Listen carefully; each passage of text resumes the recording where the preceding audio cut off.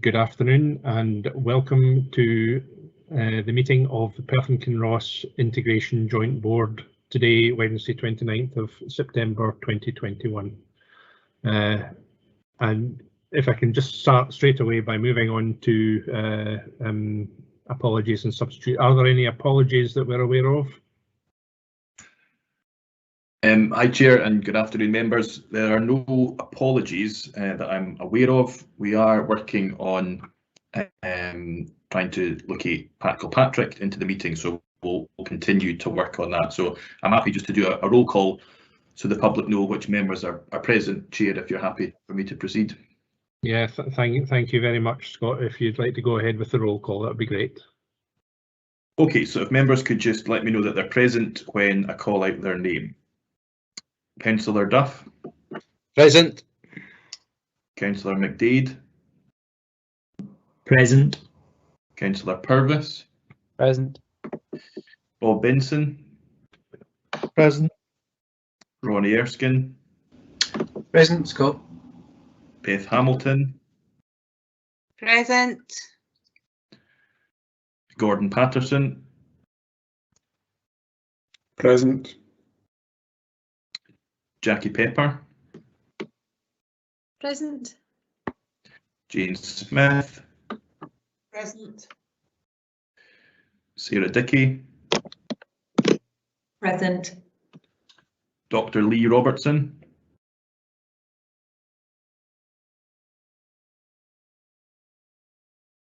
I don't know if we have Dr. Robertson on the call. I'll leave that one just now. Dr. Sally Peterson. Present. Sandra Auld. Present. Lynn Blair.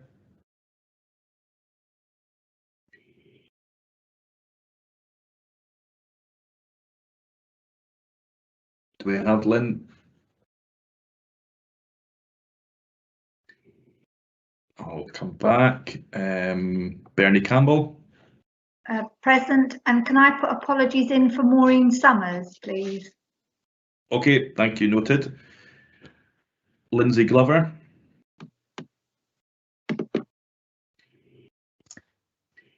Lindsay's off sick at the moment, Scott. Okay, thanks. And Stuart Hope.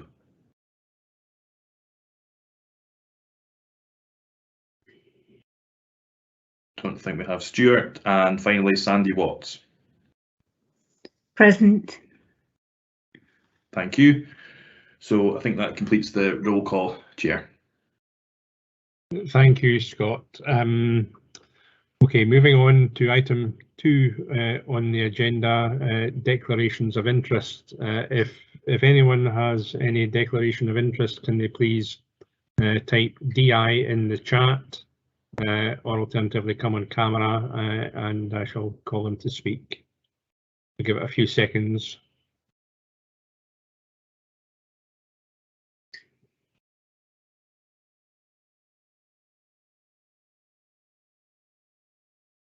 Okay, there don't appear to be any declarations of interest. Thank you. Now, with the board's permission, I'd like to make a very slight adjustment to the running order today, and ahead of moving on to item 3 on the agenda, which is the minutes of previous meeting, I'd like to bring forward item 6, if that's okay with everyone, in order that we can introduce new members and give a summary of the changes to the board and its appointments. So unless anybody objects violently, we'll move on to that now and ask please that the clerk, Scott Henry, provide his report at item 6. Thanks, Scott. And welcome, Pat. Welcome. Nice to see you pop up there. Thanks, Eric. Thank you. Okay, thanks, Chair. I'll just take members through several updates that we've got on membership. So firstly, in line with the integration scheme for the board, the Chair and the Vice Chair of the board switches between NHS Tayside and Perth and Kinross Council on the 4th of October.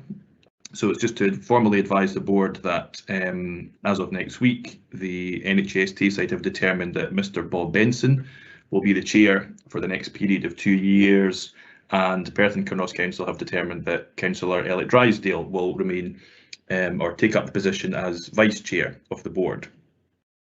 In addition, Dr. Sally Peterson, who is a GP partner from Perth City Medical Centre, was appointed by NHS Tayside Board on the 23rd of August to the vacant primary care GP representative on the board, and we welcome Sally to her first meeting.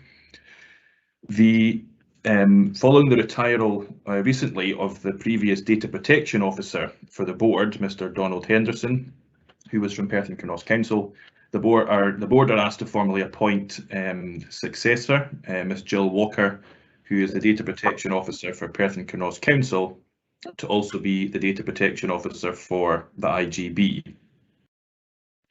Another update is that in relation to the third sector representative on the board, the third sector for Perth and Kinross changed in the proxy member for the board, who is currently Claire Gallagher. New proxy will be Mr. Graham Taylor, who is the Head of Services for Churches Action for the Homeless. So the board are simply asked to note that change. And finally, as was agreed at the June meeting of the board, the number of public partners on the board was agreed to be increased from 2 to 4. In discussion with the current 2 proxy members, Maureen Summers and Ian McCartney, they have both indicated that they would be willing to step up to the roles of full board members. The board are therefore asked to endorse this position. However, this is further to discussion with both Carers Voice and the Service User Reference Group, who administer the elections process for the public partners, to also seek their agreement. So we're just looking for the board to endorse those positions and note the other positions. Thanks. Okay, thank you, Scott. Can I ask if any board member has any comments to make or questions in relation to Scott's report before I ask if you're keen to or you're prepared to endorse and note these appointments? If so, please put a Q or a C in the chat.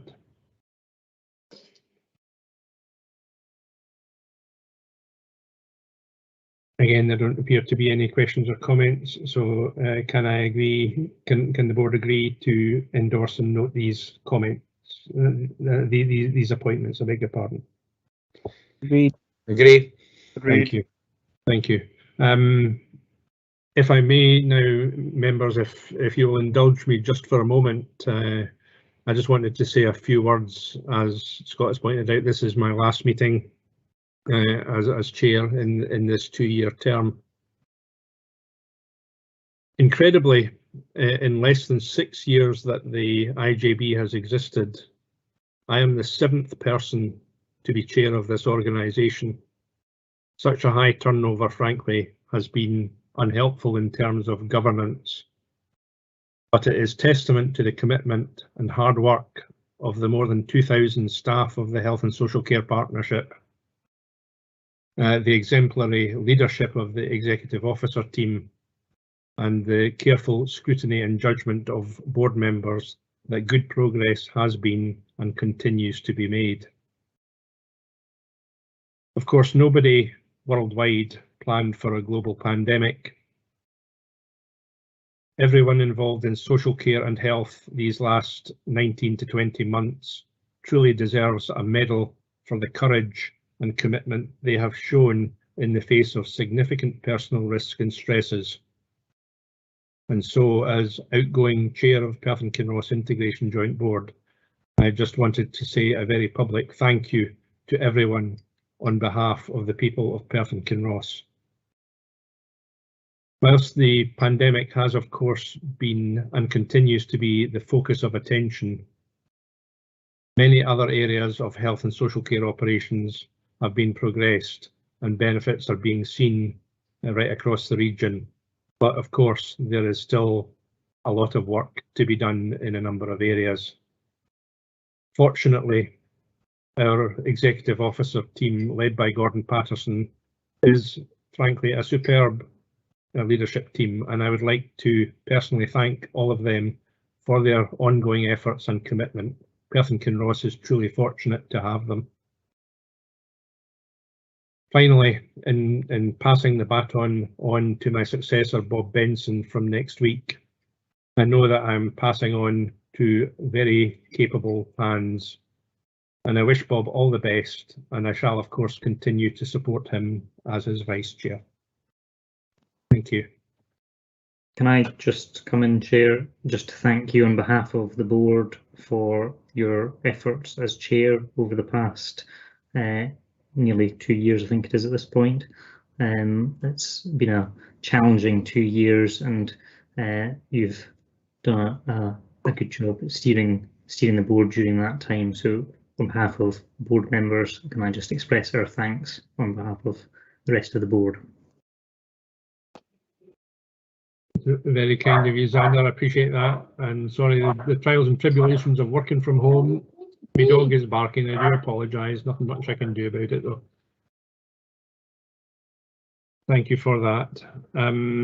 Okay, so without further ado, therefore, can I move on to item 3 on the agenda, which is the minute of the meeting of the Perth and Kinross Integration Joint Board of 30th of June 2021.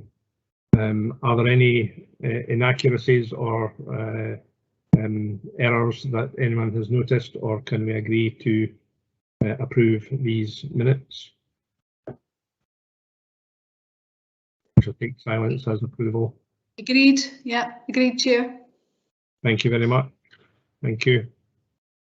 Okay, moving on to item 4 on the agenda, which is the action points update. And if I can ask Jane Smith, the Chief Financial Officer, to comment on this item. Thanks, Jane.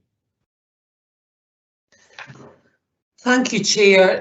I wanted to give an update in regard to the development of the financial framework for the mental health strategy for Tayside. I'm pleased to say that senior finance colleagues across Tayside are working together to support the development of the financial framework.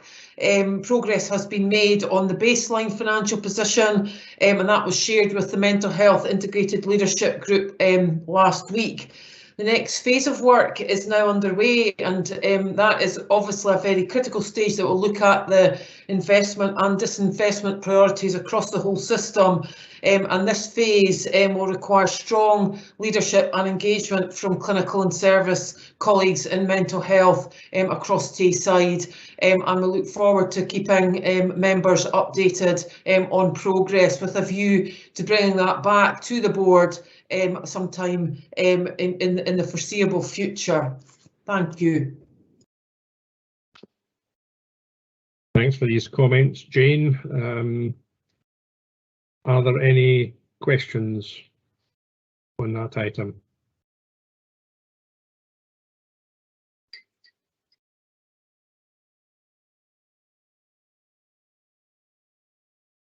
No. Are there any comments on that item?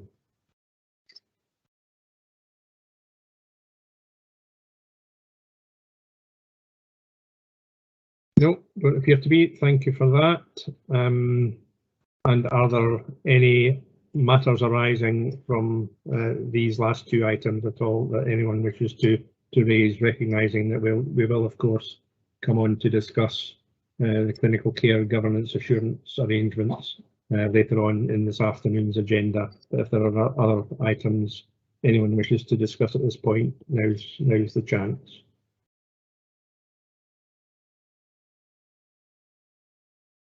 Again, not seeing anything at the moment. If I may therefore just revert back to the membership update that Scott gave, and apologies, Sally Peterson, Dr. Sally Peterson, very remiss of me not to welcome you to your first meeting, and I know that you have another engagement this afternoon, but look forward to your contributions towards this and any future meetings that you attend. You're very welcome. Thank you so much. It's much appreciated. Okay, right, so it looks as if we're speeding through the agenda, but that's the preliminaries in terms of governance matters and updates completed. If we can now move on to the first substantive item on the agenda, which is at item 7.1, which is integrated working presentation. And I understand that Evelyn Devine, Head of Health, will give this presentation. Evelyn, over to you.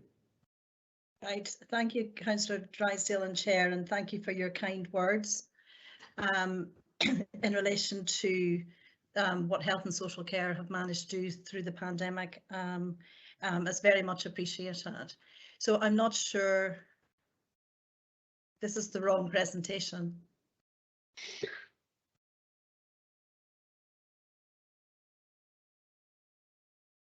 It was all going so well. There we are. There it is. There it is. Okay, so so thank you very much for the opportunity to present today on what we are calling a title of Integrated Working Through a Global Pandemic. Chair, it will not just be myself presenting today. I have with me Amanda Taylor, Locality Manager for North Locality, Shona McLean, our Service Manager for Care at Home, and Corinne McMullen, our Nurse Consultant, who will be supporting the third section of this presentation. So in just setting out the presentation before we go to the next slide, I wanted to remind the IJB of the Invest to Save proposal, which was signed off by the IJB in the financial years of 1920 and 2021. So I will go through that just as a reminder of where we have been. I would also, like yourself, Chair, like to reflect on the work achieved by the integrated management team and frontline staff in managing through a global pandemic.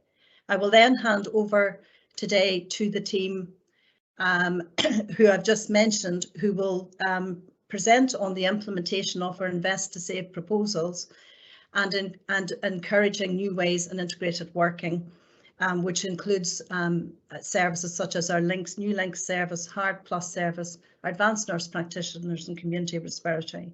So they will take you through that section of the presentation, and then I will sum up at the end in relation to celebrating further successes that we are proud of, and then how we will build our recovery moving forward. So if I could just have the next slide, please.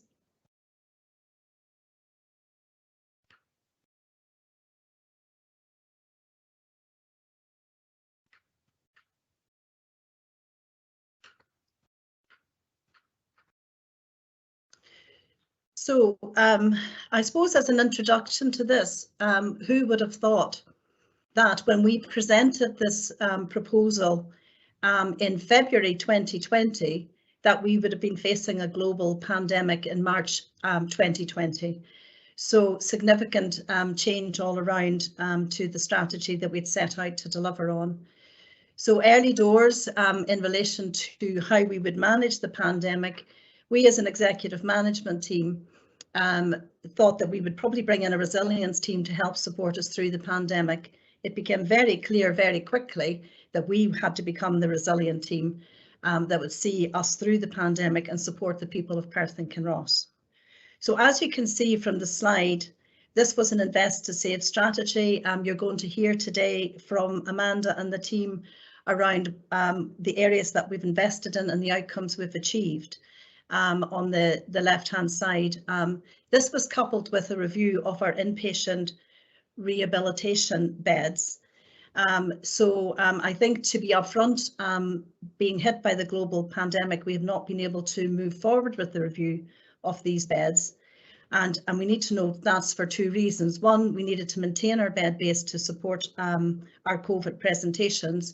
And also, we would have needed to have additional capacity to move forward and transform in a period of a global pandemic when we couldn't engage with our communities.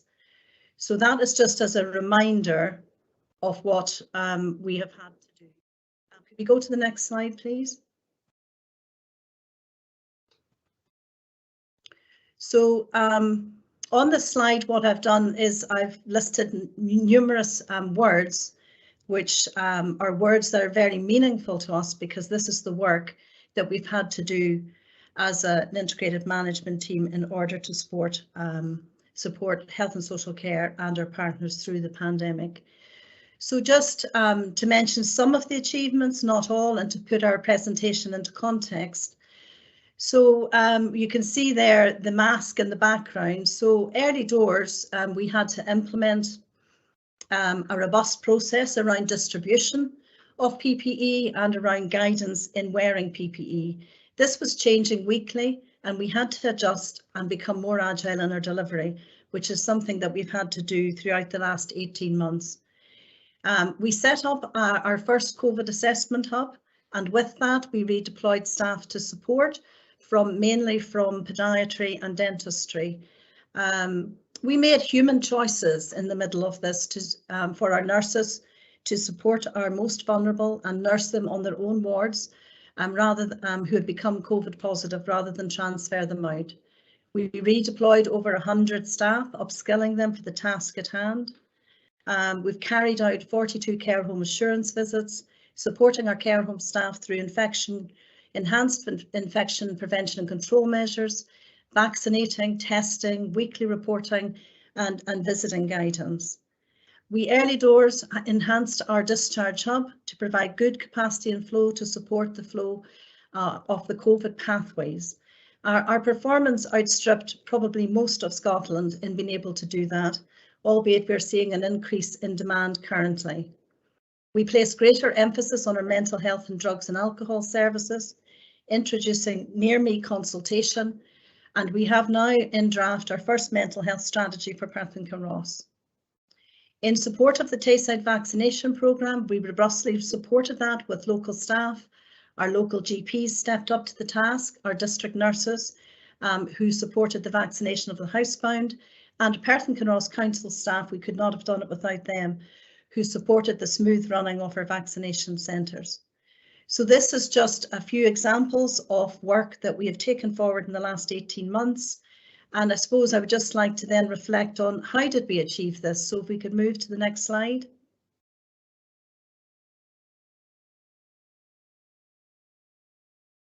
So here we have the how. As you can imagine, dealing with a global pandemic has been unprecedented and not without its daily challenges. So in order to support ourselves through this, we entered into a command structure. We had bronze, silver and gold command meetings on a weekly, if not twice weekly basis. So our integrated management team and frontline staff stepped up to the challenge.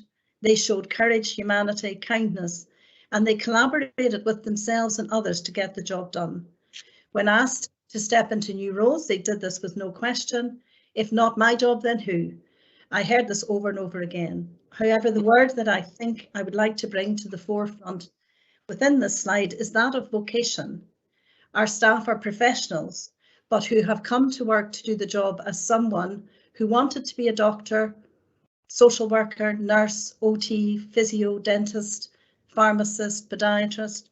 It is with great care and attention they went the extra mile to support their patients, clients and citizens of Perth and Kinross. I would like to take this opportunity to thank them all on behalf of us for all their hard work, which is still ongoing and very real today. So this could be moved to the next slide. I would just like to hand over now to Amanda and Shona and Karine to take us through the next few slides. Thank you. Thank you, Evelyn. Afternoon, everybody. My name is Amanda Taylor, the North Locality Manager and the Portfolio Lead for Urgent Care, which includes the delivery of the Locality Integrated Care Approach, Winter Planning and Urgent Care. Today we speak from the heart to say how proud we are to have been part of the leadership team around these service developments. All of the service developments have been supported by our integrated management team and led locally by our clinical and professional team managers and team leaders and the integrated health and social care teams. They have all owned it, embraced the challenge and understood that this was the right thing to do, ensuring the right care at the right time in the right place with the right skill set in each of the person's journeys. As a reminder for us all, 85% of our care is delivered in our communities, not in hospital. As part of our approach in localities, we're supporting much more complex people at home. Traditionally, these people would have been cared for in residential care, but people want to be in their own homes now for as long as possible. The integrated care teams have embraced these changes and delivered grassroots, integrated, coordinated and a holistic approach. As part of the introduction, I'll describe the current integrated pathways that we have in place and have developed throughout the pandemic response. These are based on the strategic commissioning plan and aligned to the Health and Social Care Partnership vision. Shona McLean, our service manager for Care at Home and Enhanced Heart, will describe the developments of that part of the service. Karine Mullen-Mackay, our nurse consultant, will give an overview of the advanced nurse practitioner and the respiratory service, and Evelyn will sum up as she's already suggested. Next slide, please.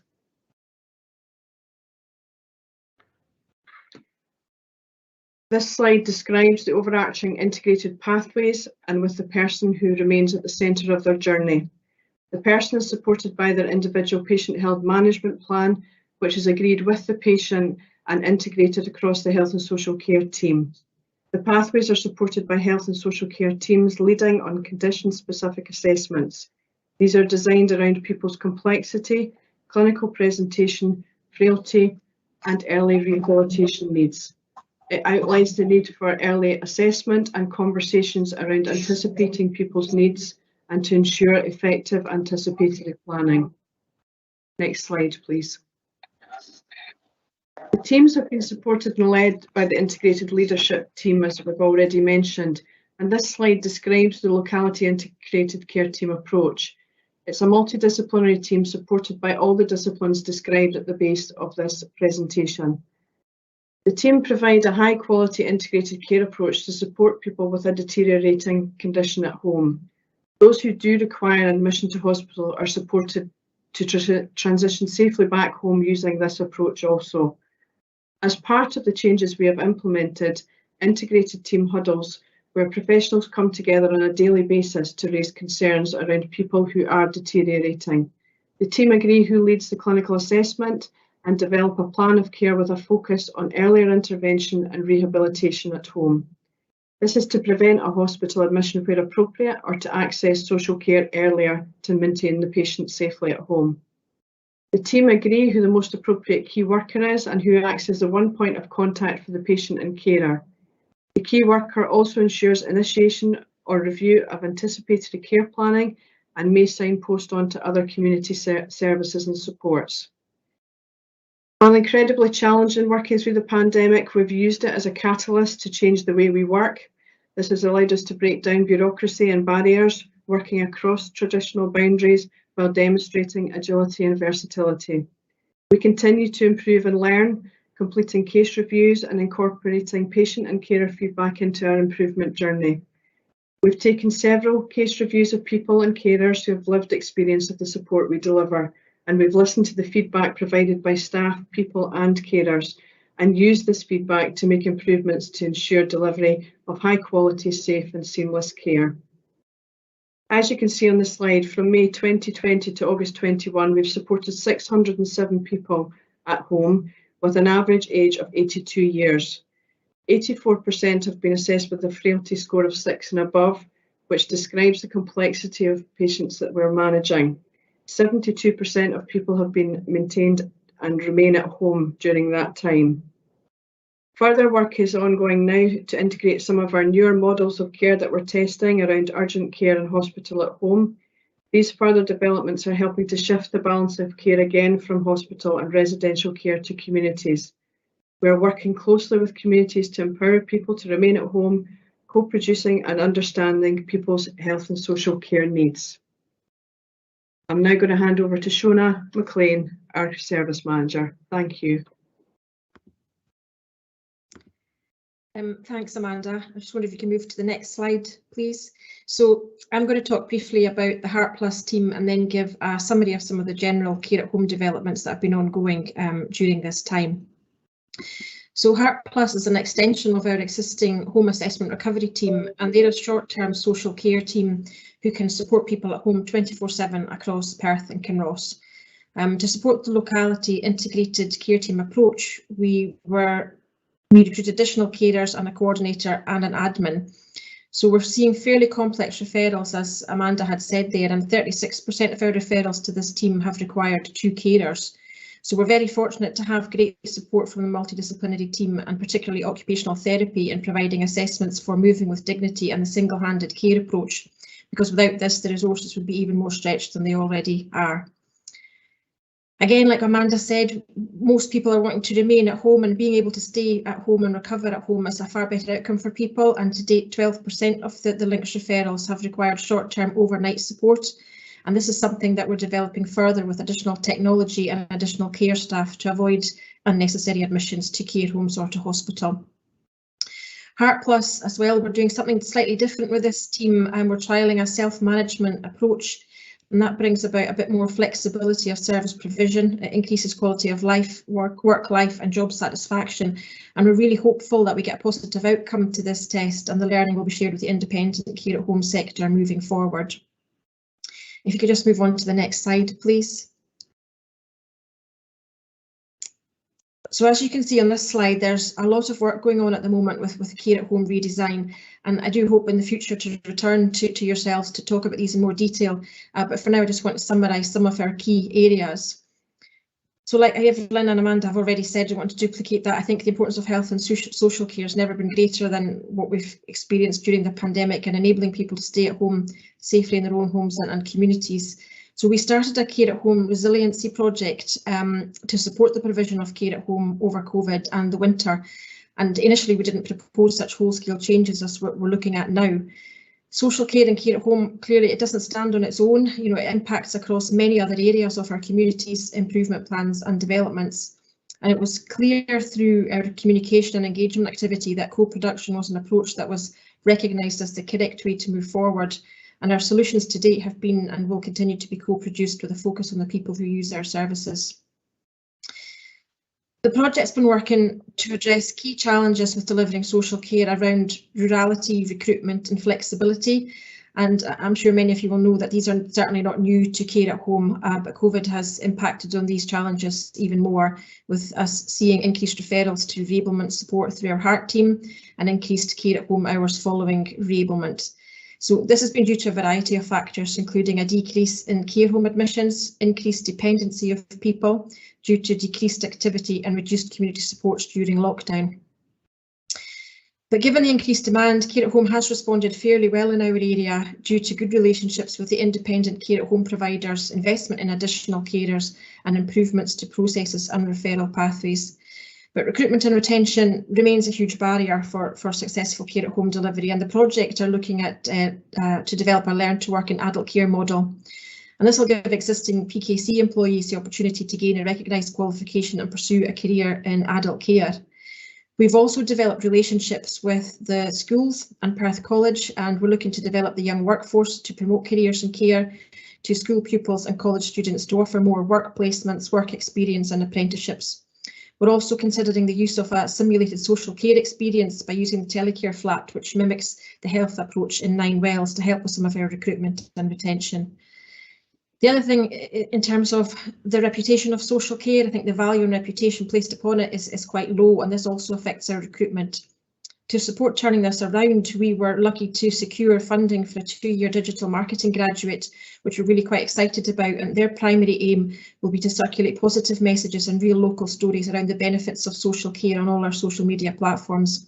We have got lots and lots of positive stories to tell from carers and from those experiencing care, and we need to highlight these so people do want to work in this field and see this as an attractive career option. During COVID, we saw a significant decline in people returning to their full function, and this triggered a collaborative approach with Paths for All and Live Active to offer additional training to our senior enablement assistants in how to promote and encourage physical activity. This training is going to be rolled out to all staff within Heart and Heart Plus and a couple of the independent providers by December, and then we'll move on to the rest of the independent care at home sector. We've got additional activity information leaflets. They're all in the handheld records for their home assessment recovery team, and we've now got a referral process for accessing Live Active activity programmes for our service users, and this is proving to be really positive. The last thing I want to mention was prior to COVID, Heart had just started to implement a total mobile solution to improve staff communication and sharing information, and the impact has been just hugely beneficial, and the timing of that introduction could not have been better in terms of the COVID response to increasing digital communication and supporting remote working. The staff are really have really enjoyed the new way of working, and I've got a lot of positive things to say about it. And we're now moving on to the second phase of this with automated scheduling for care visits so that we can provide more consistency of carers and times. Thank you so much for listening, and I'll just hand you over to Karine now. Thank you, Shona. Next slide, please. So I'm going to talk about the Advanced Nurse Practitioner Service and our Specialist Community Respiratory team. So our Advanced Nurse Practitioners are experienced senior nurses educated to master's level or at a minimum diploma level, and they have advanced skills both clinically and professionally. The role tends to focus on frail adults with complex needs, working alongside our integrated care teams. Although advanced nurse practitioners tend to undertake elements of a GP role, such as physical examinations, treatment planning, prescribing of medicines and onward referral, the role also remains very focused on core values of nursing, which is around holistic care, concern about well-being, dignity and respect, supporting recovery and supporting better outcomes for people and their families. Currently in the service, we have a lead ANP, 5 trained ANPs and 2 trainee ANPs working across the localities and the medicine for the elderly wards in Perth Royal Infirmary. We have recently recruited 1 ANP to our mental health team, and we're currently interviewing for a second. We know that some of the challenges within our service are around access to the right person and delays in care or treatment. And people often tell us that our systems are quite complicated to navigate through.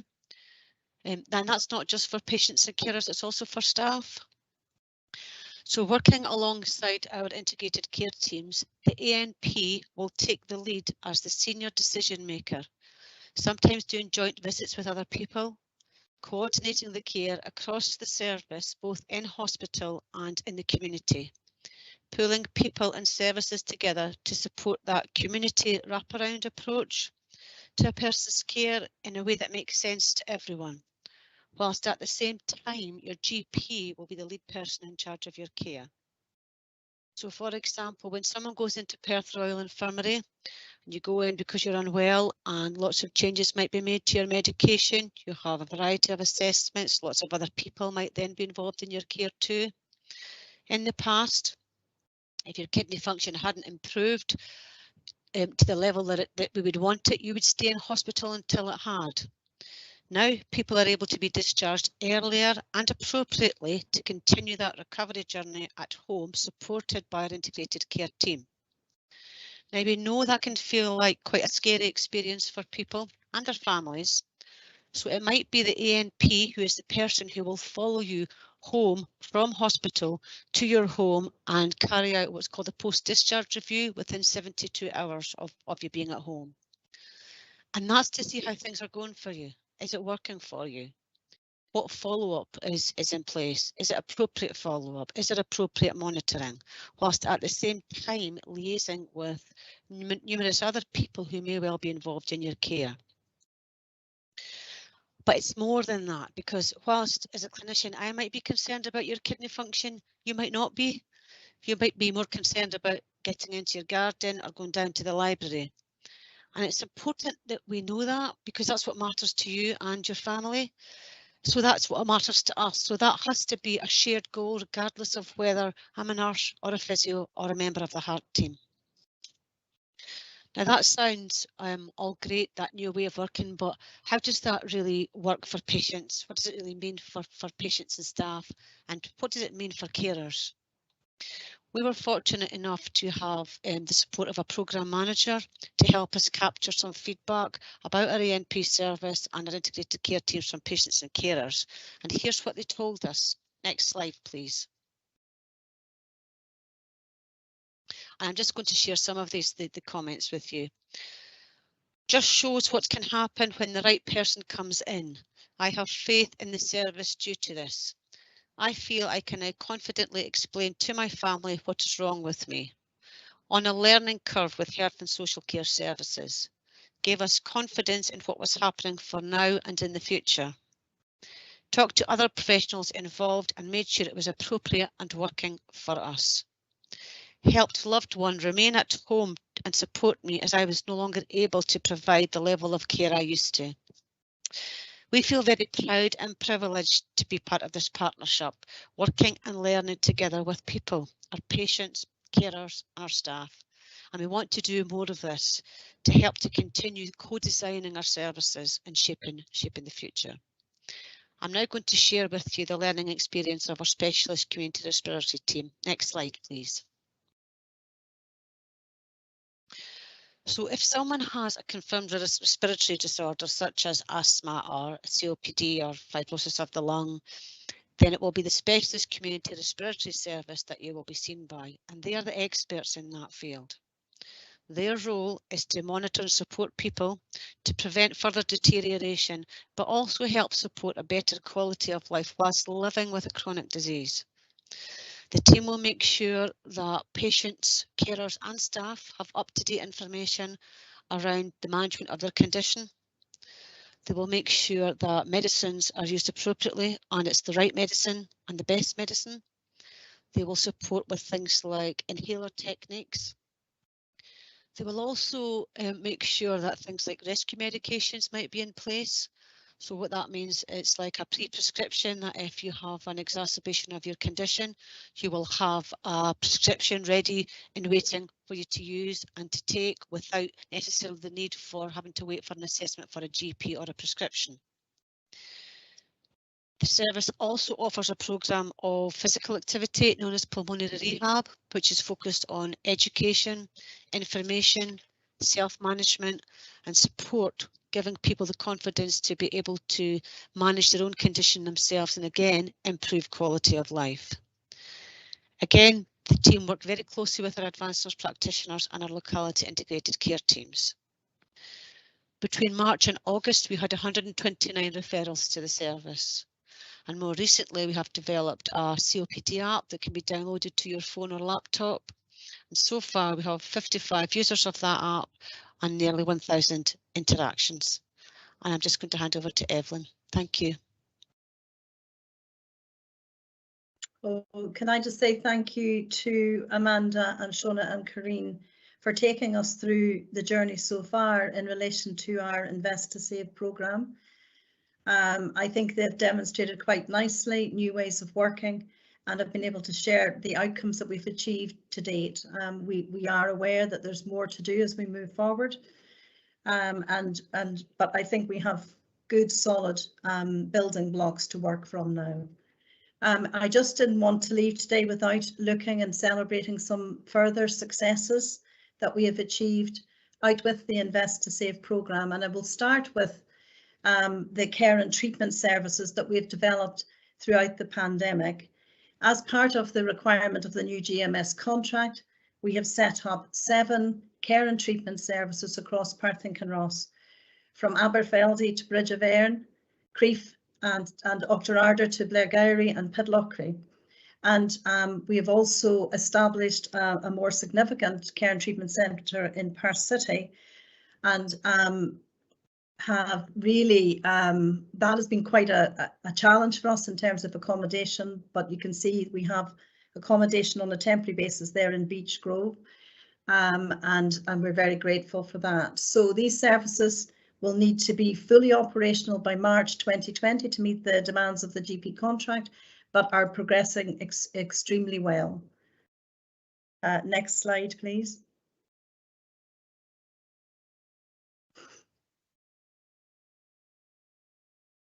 So further reasons to celebrate success. Last year, we were not able to do our Go for Gold event with our care homes, which is usually a live event in Bell's Sports Centre.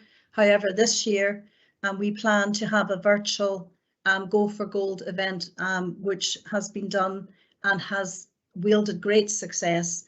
even more so than the live events, because we've been able to include more residents in the Go for Gold, model. So it has been so successful that next year we're considering both a virtual and a live event so that we can support more of our residents in care homes to think about physical activity. Over and above that, we are up for a social care award, which is happening at the end of October, and that's for the work we've done in supporting our care home staff and supporting them through psychological, emotional well-being. So we are very, very pleased to be able to announce that we are up for an award around that. And as Shona has said, you know, we have partnered for many years now with Paths for All, a very significant partner for us, and very much looking at care about physical activity, both in our care homes, our communities, and in our home, as you've heard from Shona, in our home care services as well. So we just wanted to acknowledge those. I know that Gordon's going to be doing more in-depth briefing for IGB members around some of these successes. Next slide, please. So building on our recovery. So what is next for us? And we recognise that recovery from the pandemic will be challenging, and that we're still dealing with the impact of the pandemic within health and social care services. We know we need to reset our strategic thinking in terms of designing the future direction for Perth and Kinross. We do need to do our gap analysis on what we are seeing and consider and understand the demands on services and the complexity of people that are presenting that are in need of services. So we need to revisit our joint needs assessment. We need to think about our future financial planning, but more importantly, we need to construct a workforce plan that will lead us into the future with sustainable services moving forward. So as we stand here today, we still do not know the full impact of the pandemic, but we need to take comfort in the fact that we have learned a lot. We are working smarter, and we have built resilience into our teams to support us over this winter and onwards. I would like to leave you with one last slide. So here we are, going the extra mile. This slide is of one of our district nurses. It's a beautiful picture, isn't it? But it's one of our district nurses who is going to vaccinate the housebound in Kinlochrannoch. And you can see the challenges that we face on a day-to-day basis with our rurality. So I think it's really important that we recognise that not only has this district nurse gone the extra mile, but what we've seen from all our staff is that they have gone the extra mile to work through this pandemic and support the people of Perth and Kinross. I would like to finish there, but the team would like to offer an opportunity if any IJB members would wish to visit services that they've heard about today. They're very welcome, and they can get in touch with us to do that. I'm happy to hand over now, Chair, to yourself if there's questions to be asked. Thank you so much to Evelyn, to Amanda, to Shona and Karine. I mean, that is such an informative presentation. You know, we are directly involved in all of this, but I have learned so much in the last 15-20 minutes about what it actually means in the front line, all of the services that that we now provide, and the changes that have come through in recent times, and the improvements, I have to say, that to services that have been made. It's just great to see. So thank you all very much. I am, as you say, the offer of visits to these services will be tremendous, and I think we have spoken, Bob Benson, myself and Gordon, regarding the possibilities of getting out and about again post-pandemic, and absolutely, I think that's something we would all want to try to encourage in the months ahead. So thank you again to everybody. I'm going to allow, a reasonable amount of time for questions and comments on that important presentation. But conscious that we do have quite an agenda as always this afternoon, so please can you keep questions and comments brief. First up was Councillor McDade. Xander, do you wish to make an oral comment?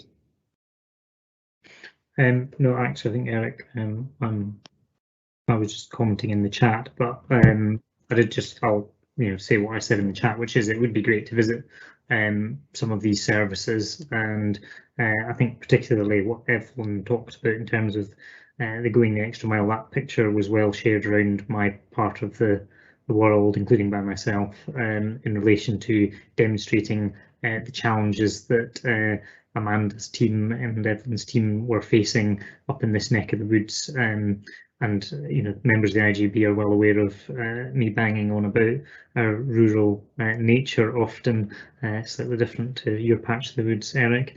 But I think that picture actually does quite a good job at underscoring what a lot of people don't appreciate. Some of this is not just rural, and that you drive up a dirt track. It's you have to walk up in the snow sometimes and to reach some of these people. So I do think that's positive, and I'm pleased that we are now able to actually get back into sea services again, because obviously for the past 18 months we haven't been able to, and personally I've always found that very helpful for seeing the benefits of changes in services, or hearing from staff, hearing from patients and service users. So I think that's a welcome situation that we are now able to go and meet some of the frontline teams again, and actually get out there and speak to people again. So I think that's, from my point of view, I would like to take that offer up as soon as possible to get out, meeting the teams again, and hearing about the past 18 months and what that learning has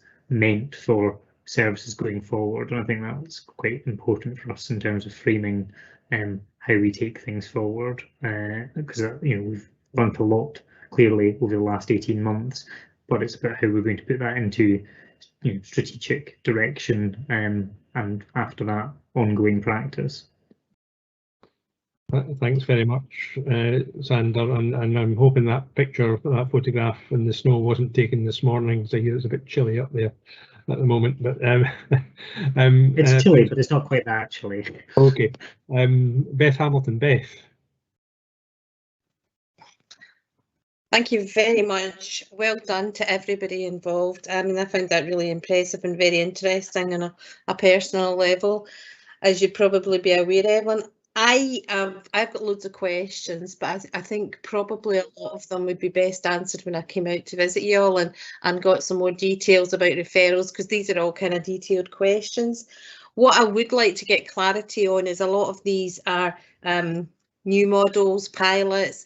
I'm a bit confused about, what we were doing as the basic delivery method before we added these layers. Are these added, or are these replaced? So I'll come out and talk to you. The one thing I just wanted to highlight, it was really good to see all the feedback and the positive feedback. I was just wondering, has there been any negative feedback that we've been recording that we can learn from, as well as the positive feedback, and how are we taking those into going forward? But just to summarise, I can catch up with you all when I come out and visit, and I'll contact you about that. And congratulations to all involved. It's pretty impressive. Thanks, Beth. Any comments back on that? Yeah, Beth, more than happy for you to come and visit us. I think what we've done is built on the foundations of our integrated work, and they're not really new models, but it's building on existing work patterns. And the other thing I think to say is, I don't know what we should last bit about negative feedback. We have done quite a bit of improvement work, and we have a huge improvement plan. So we're happy to share that when you come, because there's always learning in anything we do, and obviously we don't get it all right all the time. So yeah, we are working on significant numbers of improvement, and the biggest one being that communication between people and between hospital and community. So really trying to work on how we're communicating better, so people don't fall between the net as such. So that's a biggie for us. Brilliant. Thanks very much. Thanks, Evelyn. Sarah Sarah Dickie. Thank you very much, Chair, and thank you to all the presenters today. It's purely a comment rather than a question, and of course I will be delighted to come and visit some of these services. My comment is just really to say how truly what an example of integrated working through a global pandemic that you've presented to the members this afternoon. I think you've demonstrated exemplar examples of how teams can work together to achieve really safe and person-centred care for the citizens across Perth and Kinross. Professionally, listening to those members who are registered nurses that make up that team, and in particular Karine, feel very proud of the professionalism that the registered nurse brings to that collective team working, and just really well, as Beth said, very well done to everyone involved. This is really exemplary work. Thank you. Thanks for that. I noticed Sally Peterson is having to leave. I don't know if you're still here, Sally. You had a comment to make. By all means, jump in just now if you can. If you're still here, but you may not be, which is a pity. Okay, so if I can therefore move back to Bob Benson, please, Bob. Thanks very much indeed, and I think Sarah Dickie summed up quite a lot of the thoughts I had myself on this, as well as just thank you very much for a highly informative presentation by everyone today. And it just does actually make us focus really on how our strategies are actually working in practice, so I'm really pleased about that. I think one of the last slides is about building a recovery, and the one that feels very prescient and is and contained within a number of reports today is about building resilience in the workforce.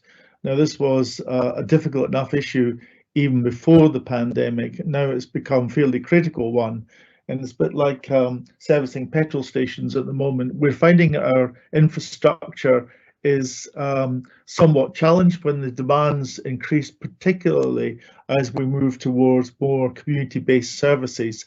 So I'm wondering, Chair, if we might give this special consideration at a future development session because of the enormity of the subject area. Absolutely, Bob, and I'll leave that with the incoming chair to take forward, whoever that might be. No, absolutely, I think that's something we need to do. I mean, I'm picking up that everybody's kind of the same mind as myself here. That's been incredibly helpful just to see that all set out in front of us, and I know how much work has gone into that presentation. Jackie Pepper, Jackie. Thank you very much, Councillor Drysdale. I would also like to add my thanks to all of the presenters this afternoon, really giving a very detailed account of an impressive range of concerted efforts over the what has now been more than 18 months, and really congratulations to everyone who's been involved in that, and real appreciation for the commitment and the dedication of all. And really, you know, I'm very much aware that staff in health, social care and social work have been at the very forefront of managing what has been a crisis situation and what has emerged from that. And I think what we're seeing here is the new growth that has emerged from that crisis management of the pandemic. And I just wanted to say a little bit to IGB members about Go for Gold, which you mentioned, I think, Evelyn, in your presentation, because I had the privilege of announcing some of the winners in the virtual awards ceremony associated with that, and was particularly touched and heartened of the involvement in the events this year by care home staff and residents, and really what came across there was resounding resilience in both staff and residents, and a real focus on hope and looking forward. And if you saw any of the activities that they were getting involved in, full of fun, full of cheekiness as well, and some of the submissions that they made. And I was absolutely bowled away by how people were looking to the future despite everything that they had experienced, and that to me was so heartening to see. And I think that shines through in terms of the presentation, that actually this is about moving forward in the best possible ways for the best outcomes for the people that we're all here to serve. And that comes through loud and clear. So thank you to everyone that's been involved in that. Thank you. Thanks, Jackie, for your comments. That's great. We have two further comments about questions firstly from Bernie Campbell and then from Councillor John Duff. So Bernie. Hi, thanks very much. I just echo the comments of everybody else. I mean, it was, the presentation was amazing, and I have to say, on behalf of carers, if this is the level of service or support that they can see for their loved ones in Perth and Kinross, then it's absolutely amazing.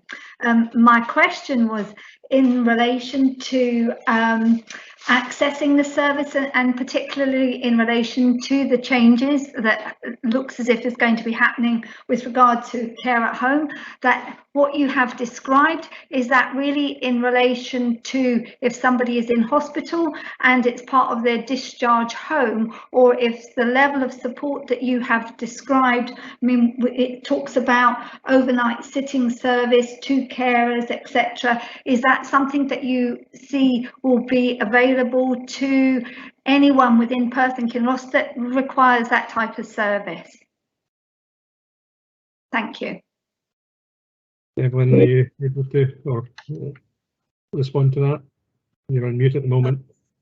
I was going to bring Shona in, actually. I think she'd be the best person to respond to that.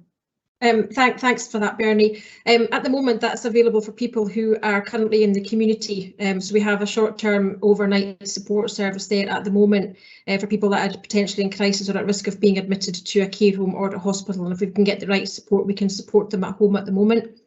And what we want to do moving forward is to bring that in terms of supporting people out of hospital as well. We don't have that capacity there at the moment, but what's something that we want to develop in terms of additional technology and additional care staff overnight on a short-term service. And I suppose what we're looking at is those people who could potentially be going from an acute ward to a residential care placement, that we would get them back home to see how they manage at home with the more wraparound and intensive support and do the assessment from there.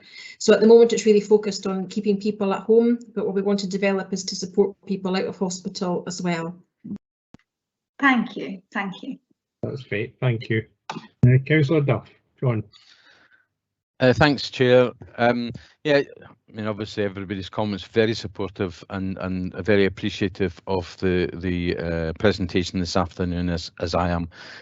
It's amazing to see the amount of activity that's gone on even with a pandemic. You know, what would we have achieved if we hadn't had a pandemic for the last 18 months? But no, it's absolutely amazing.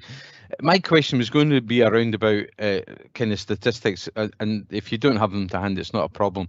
You put up some information there about the numbers that we're supporting at home, and I just wondered, you know, prior to putting this in place, how that might have compared to the number that we're supporting at home before these kind of changes. But if you don't have the exact statistics, it's fine. But I just wondered if you had enough rough idea how much of a difference that's making to people being able to stay at home.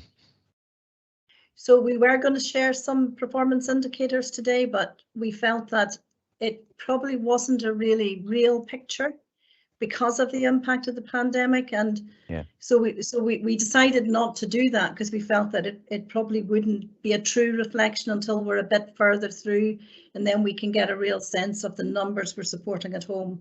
are the numbers we're supporting through links, etc. So that's probably why we haven't. But we have them, but it's just strategically it wasn't really. It wouldn't have maybe given us a true picture. No, I appreciate that. That's fine. We'll no doubt be updated on that as we go along. Thank you. Thanks a lot. Okay, and a final comment from Gordon Patterson. Gordon.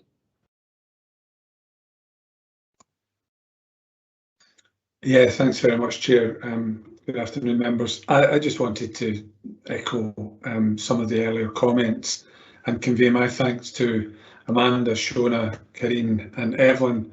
Also to acknowledge the contribution of Audrey Ryman, who's not appearing on screen today, but who's done a lot of the work behind the scenes on this presentation. So thanks to Audrey. I'm really pleased that it feels as if we have, if you like, hit the mark, because we were a bit cautious about how we should present this information and felt it probably better being interactive and as a PowerPoint presentation rather than as a standard report to the IGB. We were also keen that we got the balance just right between looking at it from the perspective, or the strategic perspective of the IGB in terms of the investments that you've approved to seek to support shifts in the balance of care, but also the operational delivery of that and the human touch, if you like, the human effect, the human impact. So I'm very grateful to colleagues. And I will provide a briefing in a bit more detail to IGB members about the care home psychological, emotional, psychological and wellbeing support. So this is effectively support that a number of colleagues initiated when one particular care home had been significantly impacted by the pandemic. And it recognised that although we don't run that care home, we were very closely sighted of the impact that working in that setting on staff. So psychological wellbeing support for staff. And I'm very pleased, as was perhaps referenced, to note that that has now been shortlisted in the Scottish Social Services Awards, and colleagues behind that programme have been invited to Crieff Hydro next month for the awards ceremony. So I think that's something that we can all be really proud of, and we have to congratulate staff for that work. I will provide updates in due course. Beyond which, Chair, I just really wanted to acknowledge the work that's gone in behind the scenes to produce this, and thank staff. So I'm grateful that that presentation seems to have been very well received. So thank you all. Thanks, Gordon. And yeah, I mean, it's as I said in my opening comments at the start of the meeting, you know, the team that works for the Health and Social Care Partnership is truly extraordinary, and we've seen a significant presentation today that just shows us just some of the work that is being done across Perth and Kinross. So thank you once again to Evelyn, Amanda, Shona and Karine and for the presentation. I know how much work has gone into it because Evelyn was fretting about it just a few days ago, and so I really do appreciate how much has gone into this. Thanks again on behalf of the whole board. And you're free to go as you see fit, and enjoy the rest of your afternoon. A bit of sunbathing out there, maybe, you never know. Maybe not. Okay, so moving on, and thank you very much. Okay, no problem. Thank you. Bye bye. Moving on to item 7.2, which is Chief Officer Strategic Update, and I think we'll take a comfort break after Gordon's report. So over to you, Gordon. Thanks. Thanks very much, Chair. I don't propose to go through this in great detail, but I'll highlight for IGB members some of the key points that I'd wish you to be cited on. I've taken the opportunity to provide a bit of an update in relation to some of the developments that are being progressed by the partnership, and obviously the first one is in relation to the COVID pandemic response. At the point when I was writing this, we were seeing some slowing down in the numbers of cases, and I'm pleased to report that declining trajectory has continued over the last few weeks. We are, however, significantly challenged at the moment, not so much in relation to COVID presentations and the demands directly of numbers of people being infected with the virus, but I think a combination of a number of things. We've got staff and capacity challenges because of sickness and staff self-isolating and a high level of vacancies. We're also obviously maintaining all our services again, having reinstated non-COVID health services and non-COVID social care services at the point where we began to move into relaxed restrictions. What we're also seeing, though, is significant increase in demand, which we're experiencing across the whole system, not just in Perth and Kinross, not in Tayside, but nationally. And it's being recognised that this may be manifesting itself as deferred demand from people who didn't access services during lockdown, or because unpaid carers were providing support, but are perhaps less able to because they've returned to work. So a number of factors appear to have impacted. So that combination of capacity and demand is presenting some significant challenges, as I've outlined in my report. I've also identified at section 2.6, which is in page 16 of 118 of the papers for today, some of the mitigating actions that we're taking. And then as I move on in the report, I've described and very pertinent to the conversation that we've just had, the plans that we're developing to initiate a multidisciplinary resilience team. And this is really just around recognising the challenges around supply and demand, recognising the challenges of COVID vaccination boosters, of the flu immunisation programme, and the challenges that we would always experience in winter months, requires us to try to get ahead of that curve, to build in some capacity to ensure that we've got the resilience to address those challenges, to mitigate and anticipate those challenges. So that's a piece of work that we're bringing forward, and we'll provide further updates to the IGB in more detail in due course. The next substantive section in my Chief Officer's report talks about mental health services. The first section describes the continuing work that we're advancing in developing a local Perth and Kinross Health and Social Care Partnership community mental health and wellbeing strategy, which is building on Living Life Well, the Tayside strategy. And I've identified there that this is a product of co-production with a range of stakeholders. It's looking at prevention, early intervention, access to services, person-centred care, participation and workforce. So our intention is to present the final version of the strategy to the meeting of the IGB in December, and the strategy will then run from 2022.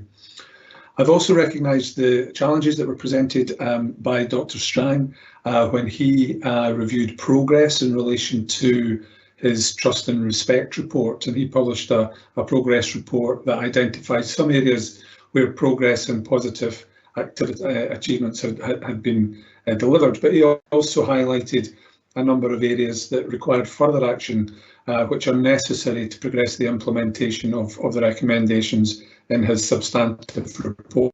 And those are listed at 3.5, but as I've said in the subsequent section, Tayside executive partners, that key group of the three council executives, the chief executive of NHS Tayside, the divisional commander of Police Scotland, joined now by the three chief officers, are looking at how we can deliver on those actions and gain a bit of pace and traction to ensure that the focus that perhaps otherwise has been given to the pandemic can now be redirected towards the work that's necessary to secure the identified improvements that Dr. Strang has referred to.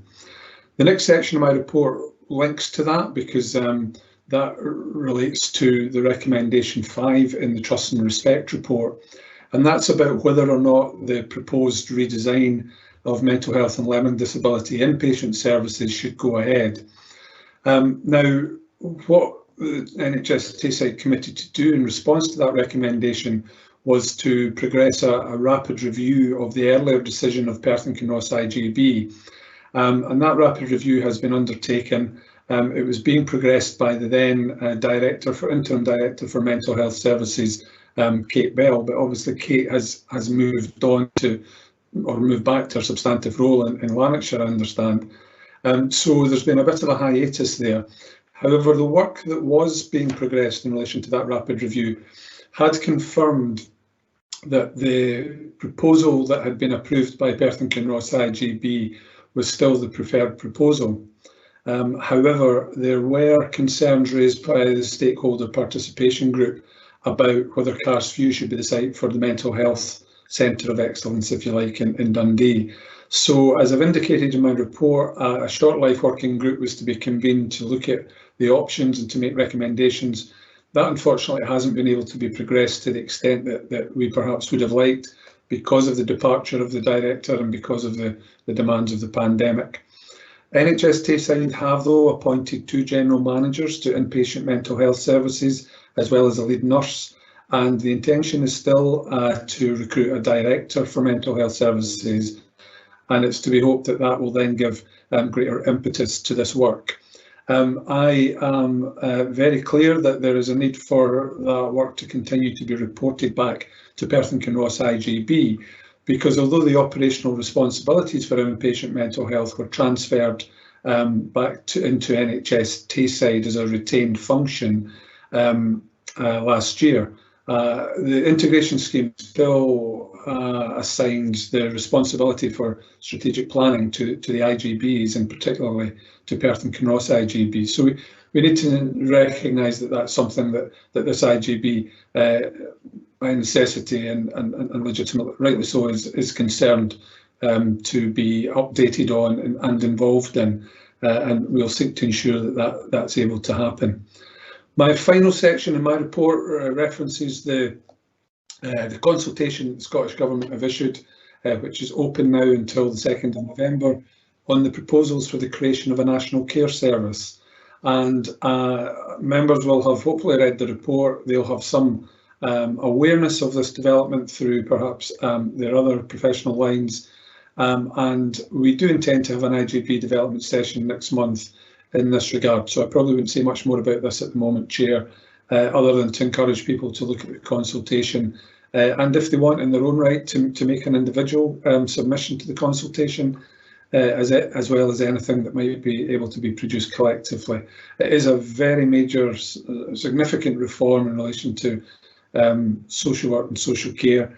It builds on Derek Feely's independent review of adult social care, but it takes a number of steps beyond that, because Derek Feely was looking specifically at adult social work and social care, and the recommendations or proposals in the National Care Service consultation extend the scope of the National Care Service to children's services, to justice social work, to prison health care, and to the formation of a national social work agency.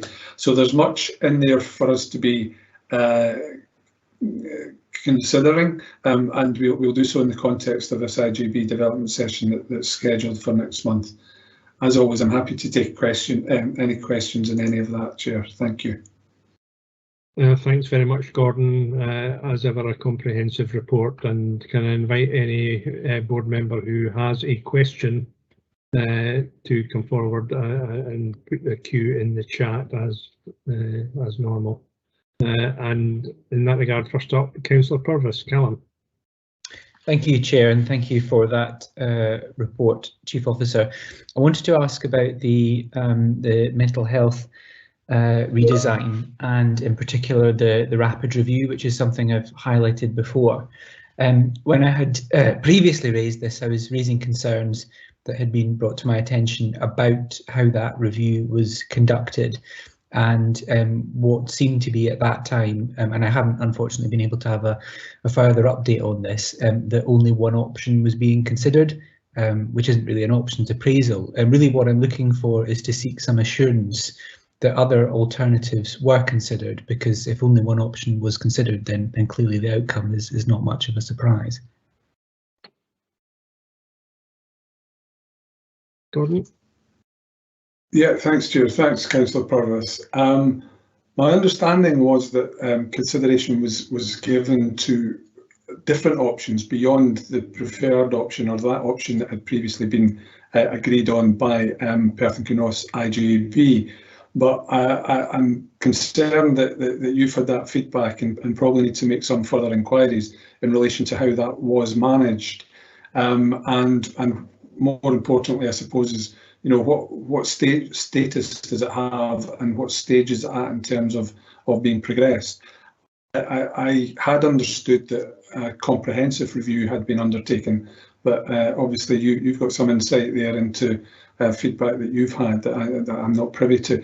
Certainly there have been 4 workshops. They had been led by colleagues in the integrated leadership team, and I had understood, as I say, that a number of options have been considered. Apologies, my screen seems to have, I hope you're still hearing me. I'm not seeing anyone at the moment. Yeah, we can hear you. Callum, are you wanting to come back on that at all? No, that's fine, and thank you, Gordon. And that would be useful if you could perhaps come back to me with further information. I suppose the only other question that I was going to ask was about the Director of Mental Health position.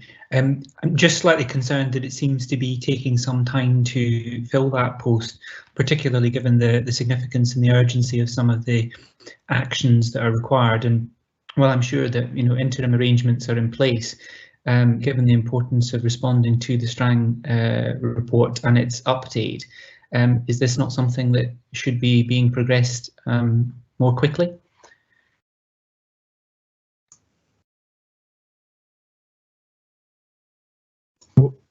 No,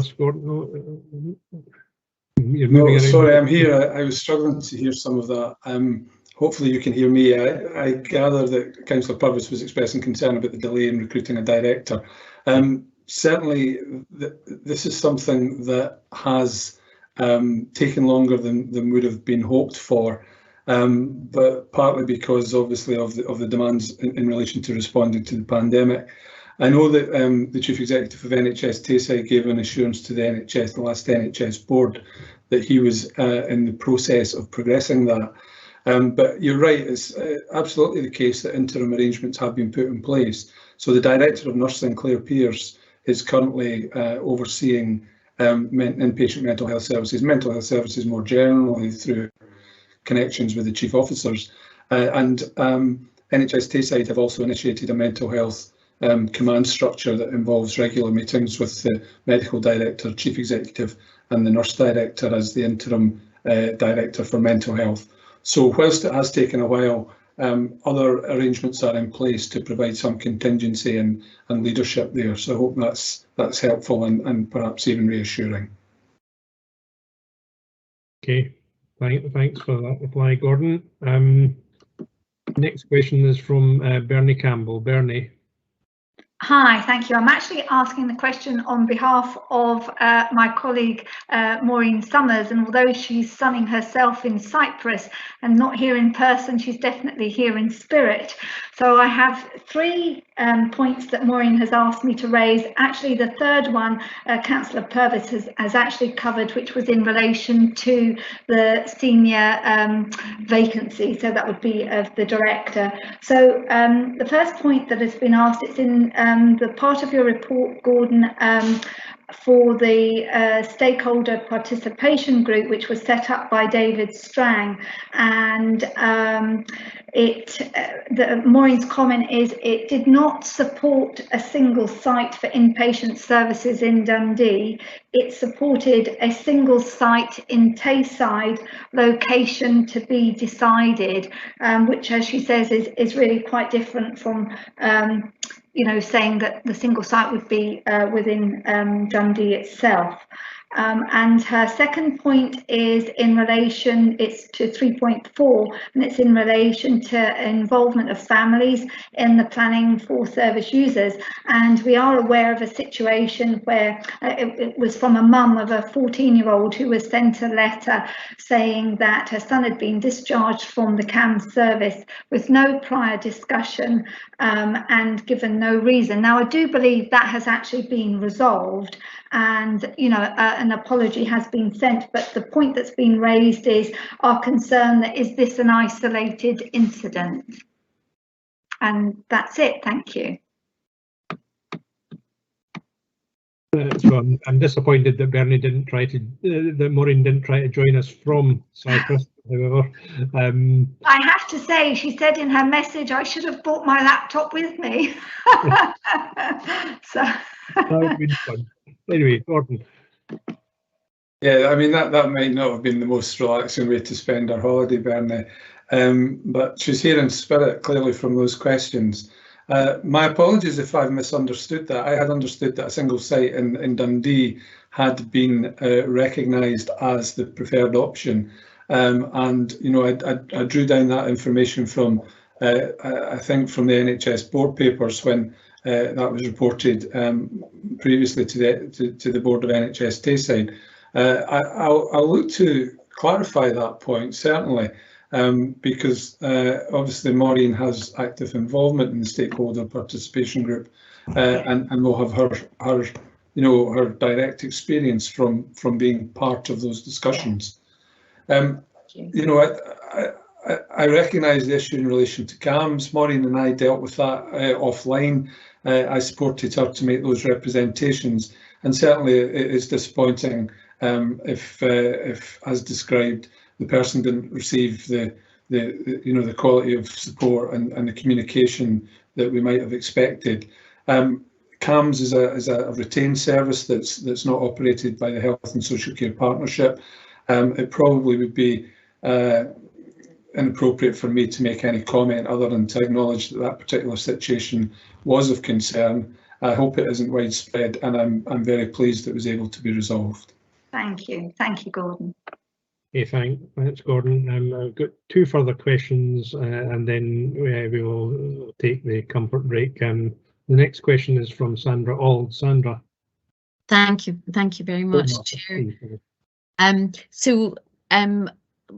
Both my points have been touched on to some degree, but just to add to the immediately previous discussion about CAMS, I'm sorry to be able to confirm that it's absolutely not an isolated incident, and can, as I alluded to at a recent meeting, and can confirm that it in actual fact seems to be common practice from the service to write to users of the service with no contact details, and not making it easy in any way, shape or form to be able to be followed up.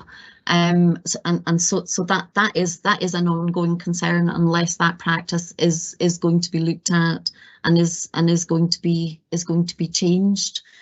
And the issue of the status of the mental health director appointment, I'd actually like, so I'm only a little bit reassured. If it's okay, I actually would like a little bit more detail around that, and it would be helpful if the board could be kept up to date of kind of exactly where that appointment is. I understood from asking the question previously that this had gone out to the appointment was in the process of being made, that an offer had been made, and so if that's not the case, I think it would be helpful for the board to know exactly what the expected timelines are. I know that there are no definites with appointments and people can change their minds or whatever,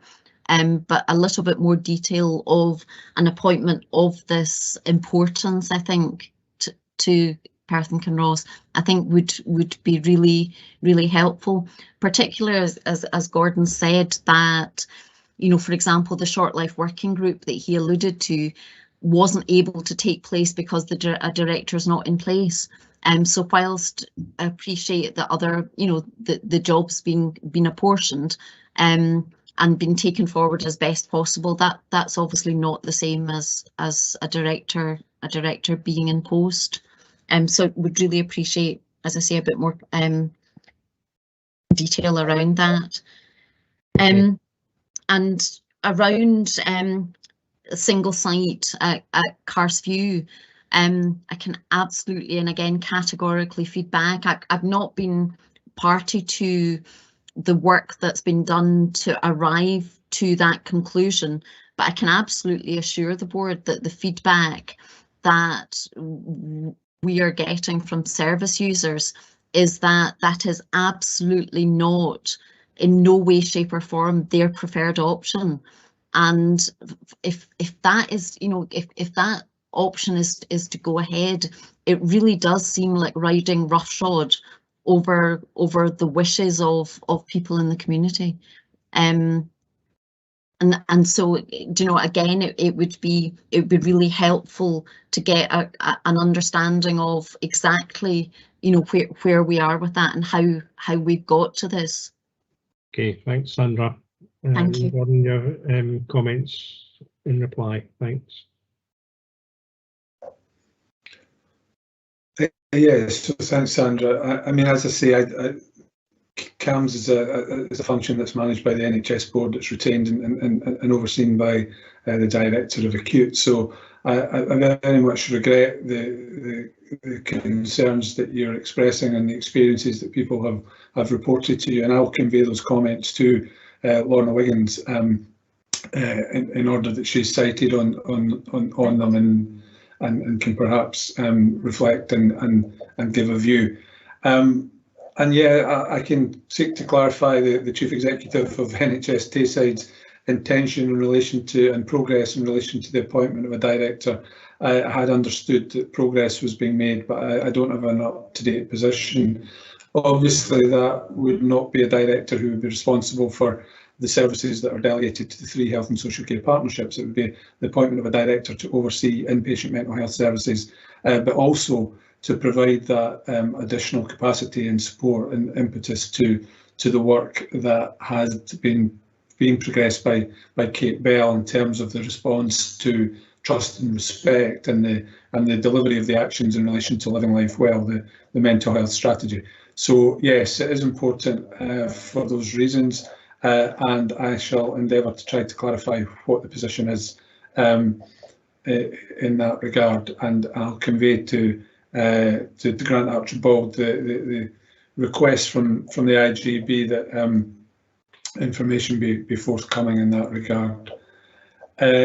Your final point is noted that there is clearly, there continues to be a strong views around the single site proposal around Carsview. You know, as I've said and I've acknowledged that in my report, offset by the fact that there are also some people who have had a good experience there and who don't share those concerns. But inevitably there needs to be a balance between the views of stakeholders, the clinical imperatives and the opportunities to ensure that the service is delivered at the highest quality. So I'm sure that those factors will be being taken into account. And in terms of commissioning these services from the NHS Tayside, it would not be unreasonable for the IGB to be asking for that new director to provide updates directly rather than come through myself in future. So we'll look to pursue those points and seek to clarify where we're at with these various matters that you've raised, Sandra. So thank you very much for that. Yeah, indeed, and I think that last point there, Gordon, is important, and we did consider inviting the nursing director, Claire Pearce, to present to this meeting. However, given that the community mental health strategy is coming forward in December, I think you know, we're hoping obviously that there will be a substantive appointment by then, and I think that will be a good opportunity in December to nail this whole mental health strategy issue and the issues that we're talking about here once and for all, hopefully. I'm conscious of time. We have two further questions, and then, as I say, I'm going to take a break at that point. So, Pat Kilpatrick, Pat, please. Thanks, Eric, and thank you for your report, Gordon. My question really is one which I think might now come up under the Audit and Performance Committee under Governance, but it's a very pertinent question following on from the last speaker. And I know that CAMS is part of the acute structure.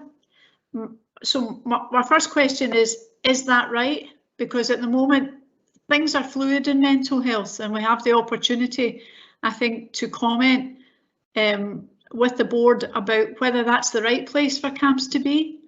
The second, because CAMS is part of the paediatric setup, but in reality, a lot of these young people go on to be users of adult mental health services. So I'm not entirely sure why it's not part of mental health services. That's my first issue. The second one is the inappropriate admission of children under the age of 18 to adult psychiatric beds in Tayside.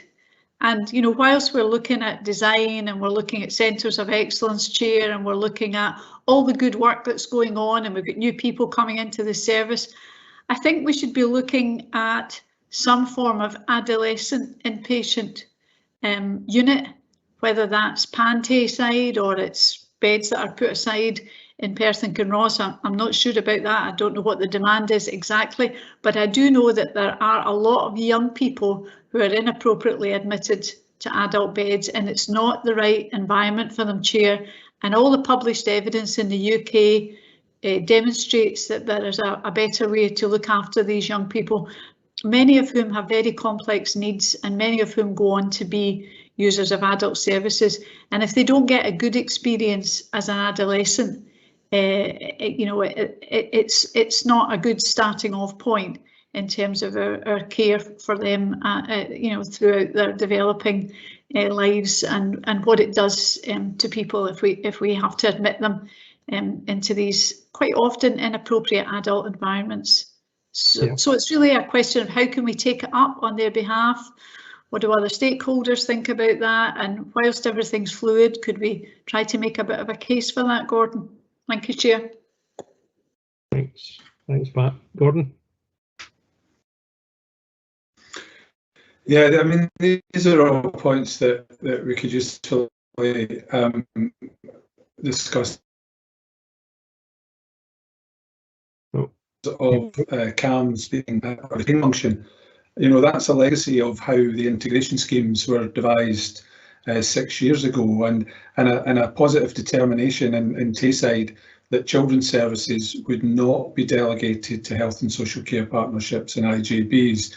So we don't have children's social work, we don't have children's health services, we don't have school nurses, we don't have CAMS services. Now, the structural arrangements actually should matter less than our effectiveness to provide a seamless service, I would suggest. You know, and I would reference the fact that within the Health and Social Care Partnership, we work very closely, for example, with Perth and Kinross Council Children's Services in relation to young people in transition, young people with disabilities who are leaving school, and we do planning long before they leave school and offer options for them, you know, as they move into young adulthood. So the structural arrangements are perhaps one consideration, but they shouldn't preclude us from delivering that seamless service. And what we have seen is, you know, significant additional investment in CAMS coming from the Scottish Government as part of the budget settlement and the inclusion of an additional, I think probably £120 million additional money for mental health services. A lot of that is going to CAMS services and to psychological services, and that probably will, you know, provide address some of the backlogs and provide some of the improvements that colleagues are looking for. In terms of inappropriate admissions to adult psychiatric wards, I mean, I don't want to disagree with you, Pat, but I would have thought that those are fairly exceptional, and that there is provision, residential provision for young people who have acute mental health episodes, and can be accommodated in age-appropriate resources. So I think your point's valid, because one is one too many, and it shouldn't be the case that young people should be accommodated in inpatient psychiatric wards along with adults. I see Evelyn's put her camera on. I don't know if that's an indication that she's got a contribution to make. And I also wonder if Jackie Pepper would have a view in relation to what children's services, how children's services are responding to younger people who require to be admitted to hospital because of mental health issues. But Evelyn first, perhaps, please. Yeah, thanks, Gordon. It was just to relate to Pat, and I haven't got all the detail in my head, but I know that there has been some announcements around Scottish Government for regional units for younger people, IPCU type units that are going to be developed across the country. So I think there is a recognition that we need to do something different. I mean, we have Duddup House, obviously, for admission for younger people. But we are in a position across Tayside and across Scotland where there's no psychiatric beds. So I mean, it would feel that they are misplaced in an adult ward, absolutely 100%. So I think there's a lot of work going on at Tayside to try and reduce the delays in the wards to free up capacity. But I do believe there's a national drive to do something different, Pat, around that, around the sort of IPCU for younger people. Yeah, can I come back to you? I think that's just for secure adolescent care.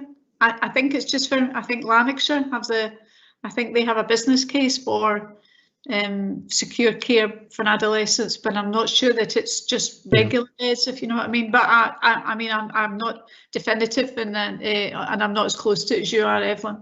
If I can just bring in Jackie Pepper, just Jackie, you have some comments? Thanks. It was maybe just a bit of clarification that there is a national unit for young people who need to be detained under mental health legislation that's due to open in North Ayrshire, and that will be a national facility. So that is underway, but I think just really to confirm that I am aware of a number, a very small number. So it's an occasional event rather than a frequent event from a Perth and Kinross perspective, excuse me, of young people who have had to had a period of admission within an adult mental health acute ward within Carsview. So that does happen on a very odd occasion. And I'm aware of that, so that is a difficulty for us. But I think in terms of the strategy, which is very much about ensuring that there is earlier intervention to prevent that level of crisis emerging, is the strategy that we're building and taking forward across all our services and a range of third sector services as well in terms of young people. But I think, Pat, your comments are really about how are we ensuring that there is sufficient synergy and seamless support for particularly young people who might fall between adults and children's services. And I need to ensure that we have that overall picture and that we have assurance that that's something that is working for us in Perth and Kinross. So it's probably something we need to do. Have some information coming to the IJB at a future meeting, so that we've got that fuller picture, because they are managed separately with different governance arrangements, and it may also be something that's of interest to the Children, Young People and Families Partnership, which is the strategic partnership and outcome delivery group for children and young people that sits under the Community Planning Partnership. And I know Councillor Duff also attends that. So it may be that that's something that partnership and the IGB could have a consideration of together. Okay. Thanks, Jackie. That's really helpful. Okay, thank you very much for these for the question and for the responses. And the final question therefore goes to Sandy Watts. Sandy. Thank you, Chair. I'm going to come back to the issue of the redesign of mental health services, please. Following on from all the previous comments, we discussed this yesterday at the Third Sector Forum, and there was considerable concern about cost view still being the recommended option, and indeed possibly the only option. Our specific question, though, is around the short life working group, if that is to be the way that this is taken forward. I appreciate that the membership of that group may be determined by the new director when they are appointed, but what we would like to ask is there assurance that there will be service user, carer and third sector equable representation on that working group? Good question, Sandy. Gordon, are you able to respond? And not in any detail. I don't know the plans for that short life working group, but you know the stakeholder participation group has been key to you know providing that scrutiny and engagement and input into the work that has been done since David Strang reported, and I'm sure that the stakeholder participation group will be well represented in the short life working group. As I understand, they have been in the 4 workshops that I alluded to in my report. So I anticipate that will be the case, Sandy, and I don't see any reason why we won't have that representation in the short life working group. Thank you. Okay, well, thanks very much, and thanks.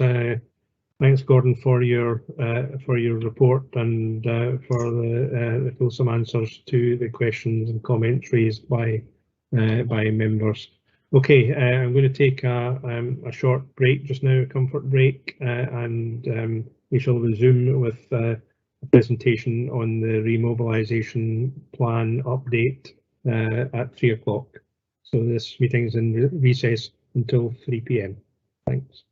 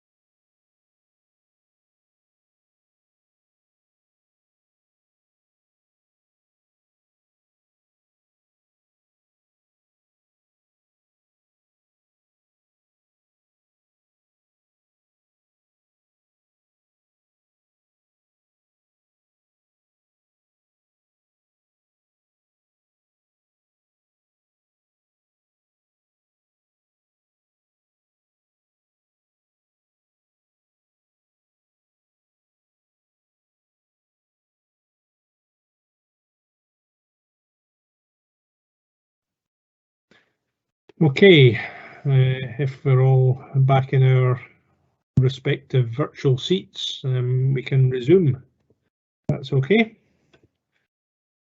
We're now moving on to item 7.3 on the agenda, which is an update on the 21-22 remobilisation plan. And again, I'd ask Gordon to speak to this, please. Thank you very much, Chair, and thank you, Audrey, for putting up this presentation. It was felt appropriate and necessary for us to provide an update to the IJB in relation to the development of our remobilisation plan 4. If we could have the next slide, please, Audrey. So members of the IJB may well recall that in the context of the COVID pandemic, we have developed remobilisation recovery plans during that timeline, the first in April, and then July we did a refresh, which was remobilisation plan 2. February 2021, we submitted that in March. And this was effectively to become our annual operational plan for this year, recognising that it covered the full period up until March 2022.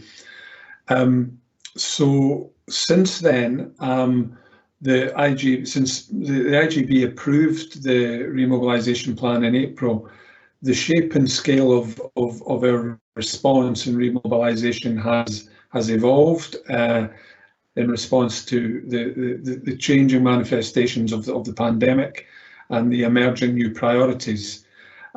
We've consequently seen it very much as an iterative document, and we have reviewed and refreshed it during the period regularly within our executive management team, looking at the actions within the remobilisation plan, whether they were still valid, whether they needed to be refined or developed. So the Scottish Government has recently requested an update, which we're describing as Remobilisation Plan 4, and it has now been drafted and submitted to NHS Tayside. The request being that the NHS boards submit the remobilisation plans and that they would then be considered and reviewed by the Scottish Government.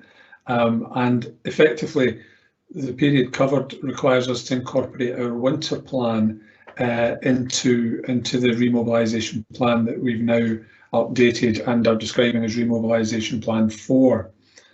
If we could go to the next slide, please, Audrey.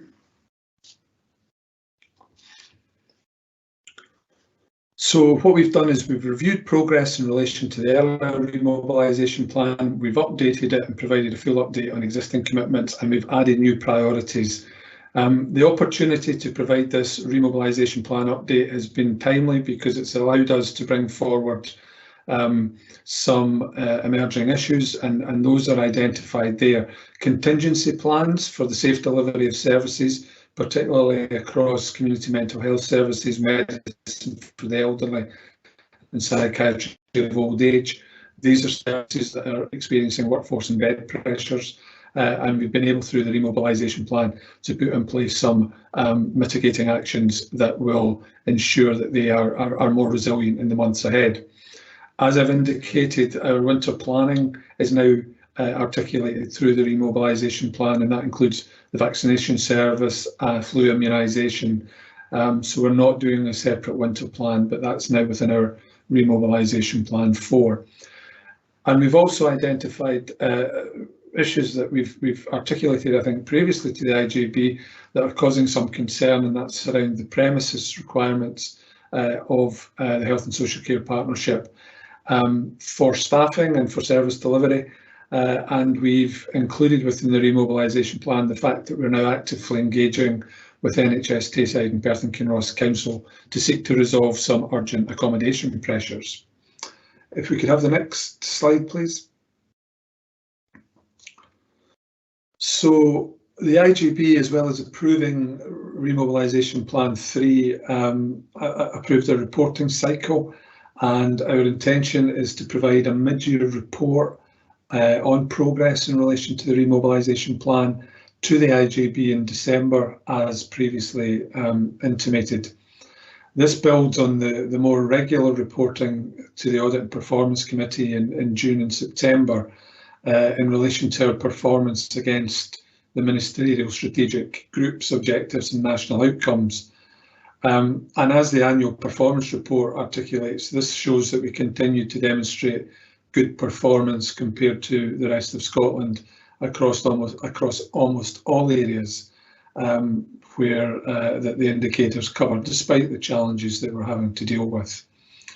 So our mid-year performance report will again seek to provide assurance to the IJB that despite the continued contingency response, our actions and efforts across services continue to progress the strategic priorities of the IJB. If we can move to the next slide, please.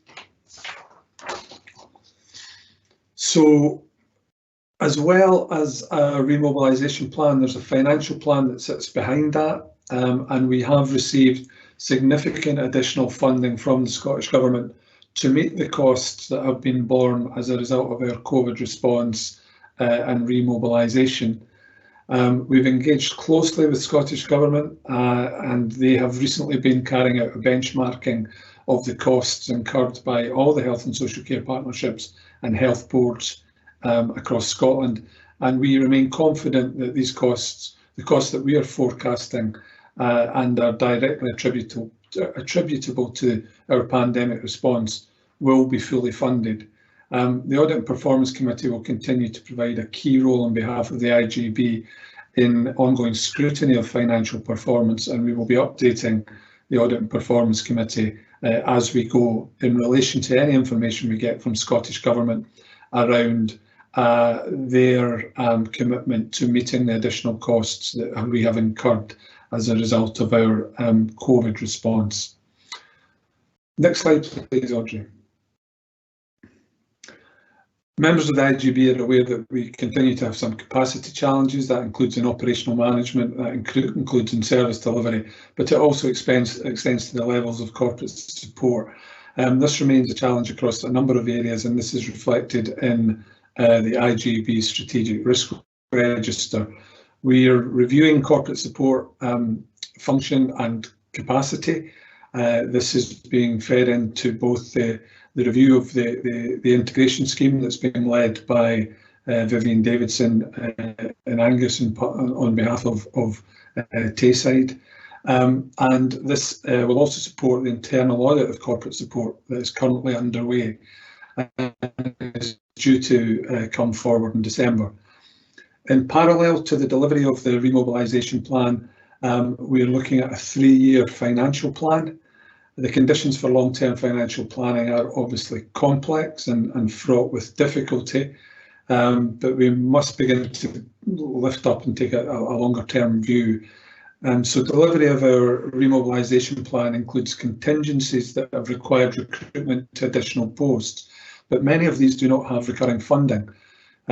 This means that we are required to either recruit on a temporary basis, which presents a challenge, or to recruit permanently to maximise the opportunities, but then presents a financial risk. We're only able to do that when we're sighted on either funding that's going to be forthcoming or we can anticipate turnover in these roles and mitigate that financial risk because we know that we're going to have vacancies in future. So if we could just move to the final slide, please. Final slide really just articulates what we're trying to capture here, and this is about our increasing challenges around balancing financial risk with clinical risk. And as it says here, safe delivery of care must come first, but we do have a responsibility to live within our means. A consequence of all this means that we will be experiencing challenges moving forward given the unprecedented levels of demand. And we will be looking at advancing efficiency measures and looking across the whole system to make sure that we're making best use of our resources going forward. That's the presentation. I think the next slide is the final slide. I'm happy to take any questions on all that I've said in relation to the remobilisation plan But we just remind IJB members we will be providing an update, a more detailed update in relation to progress in relation to the detail of the actions within the remobilisation plan when we meet in December, and further reports on performance will be going to the Audit and Performance Committee. Thanks very much. Thanks, Gordon. It's very helpful to get that interim report, if you want to call it that, and as you say, there will be a more substantive discussion again in December on this. So are there any questions today on this item? Give it a few seconds to see if anything comes into the chat, or if there are no questions in any comments.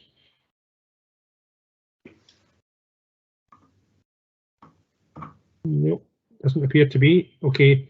Thank you, Gordon, for that report. And as you say, we'll come back to this issue again at the next meeting.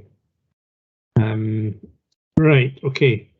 So moving on, therefore, to item 7.4 on the agenda, which is the strategic planning group, and I think we have Zoe Robertson to speak to the minutes of the June meeting, and then for Gordon to support by means of an update on what's happened since June.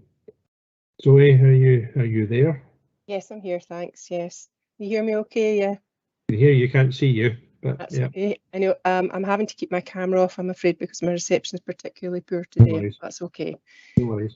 So as you're aware, the first refreshed SPG was held on the 15th of June, and as it was a refreshed membership, there was an introduction from all participants who are representative of all strategy areas and other relevant partners, including carers and service users. So we gave an overview of the terms of reference, the role and remit of the group and reporting structure, and clarified that the SPG will oversee the development and monitoring of the partnership's strategic commissioning plan and provide a reporting structure for all strategy groups. We discussed the desire for collective leadership approach, and that the principles of shared responsibility and decision-making, accountability and authentic engagement were important in order to create a vision with all members committed to achieving that, and based on the assumption that everyone can and should have a leadership role within the group. We discussed structural clarification. Some members were looking for further clarity on our organisational structure, so a visual schematic was emailed after the meeting. The Chief Officer went on to describe the membership of the IGB, their strategic and commissioning role, that the Strategic Planning Group is a statutory group and will directly support the work of the IGB. The Chief Officer outlined the Health and Social Care Partnership's areas of responsibility, that the integration scheme defines which services are delegated and that this is now under review. And the IGB induction guide was discussed and agreed to be distributed to the group. We discussed the remobilisation plan and associated service developments. Given the impact of the COVID-19 pandemic, we felt it was important to ensure the group were informed and aware of the work that had been undertaken by the partnership in the preceding months. The remobilisation plan we shared was the third version. As Gordon has just spoken about, it's an iterative plan, and that's the case due to the ongoing challenges and pressures experienced as a consequence of COVID-19. There followed a wide and varied discussion regarding factors that had particularly impacted on the grouping, including, for example, costs incurred as a consequence of the pandemic, IPC implications, the impact of some of these measures amongst, for example, our complex needs population, the use of technology and its benefits, and there was some additional input regarding some specific services and how they have responded to the crisis, including, and for example, an input regards links to local integrated care teams and the COVID assessment and enablement service. Alzheimer's Scotland's Brain in Hand project test sites and our opportunity to participate in this project was highlighted by one of our carer representatives. And subsequently, we have held a meeting with Alzheimer's Scotland to discuss this area of development. New service developments, particularly in relation to primary care and how these are communicated, were discussed. This work is now being progressed via the Communication, Engagement and Participation Group.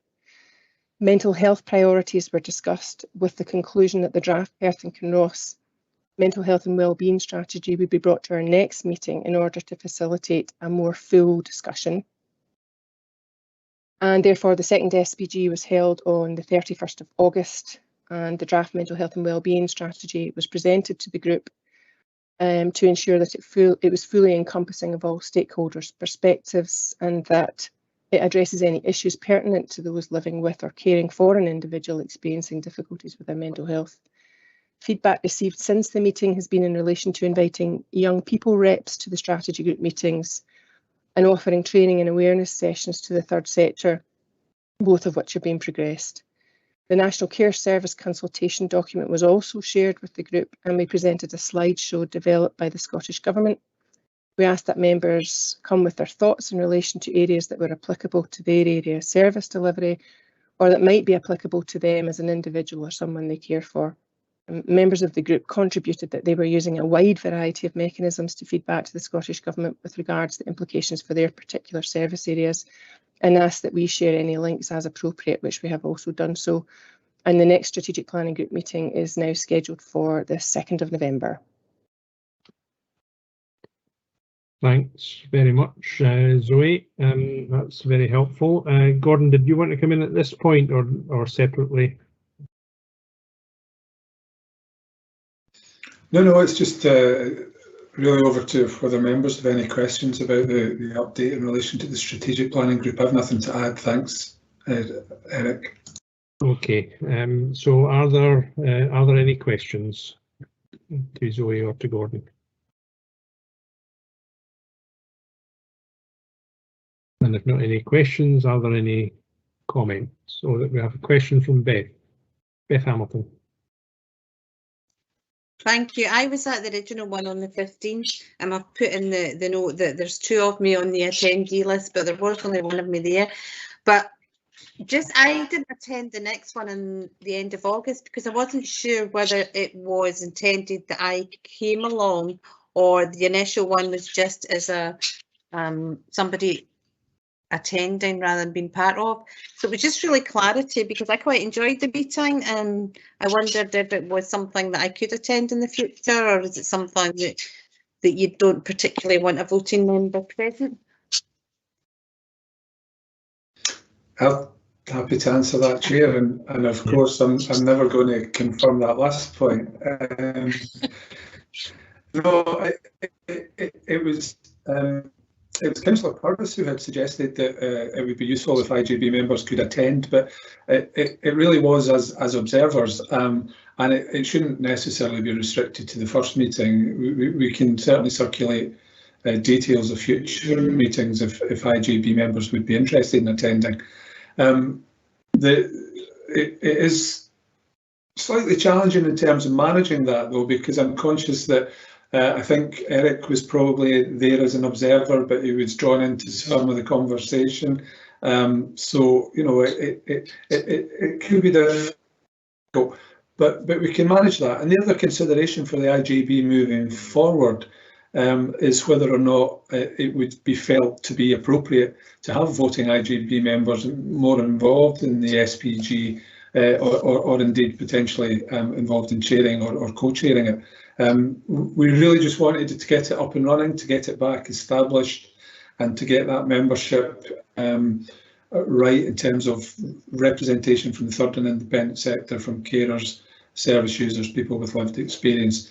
But certainly anyone would be welcome to attend as an observer moving forward, Beth. Okay, thank you. Okay, thanks very much. There are no further questions coming up in the chat or comments. So thank you, Zoe, for your report on that. Okay, so we're now moving on to section 8 on the agenda, which is on governance, and 8.1 is the update by the Chair of the Audit and Performance Committee, Councillor Callum Purvis. Callum, over to you. Thanks. Thank you, Chair. I'll just run through the key things from our meeting, which was held earlier this month. The first of which is on the financial position. We had a report on the projected outturn for the 4 months to the 31st of July, which is also on today's agenda for noting.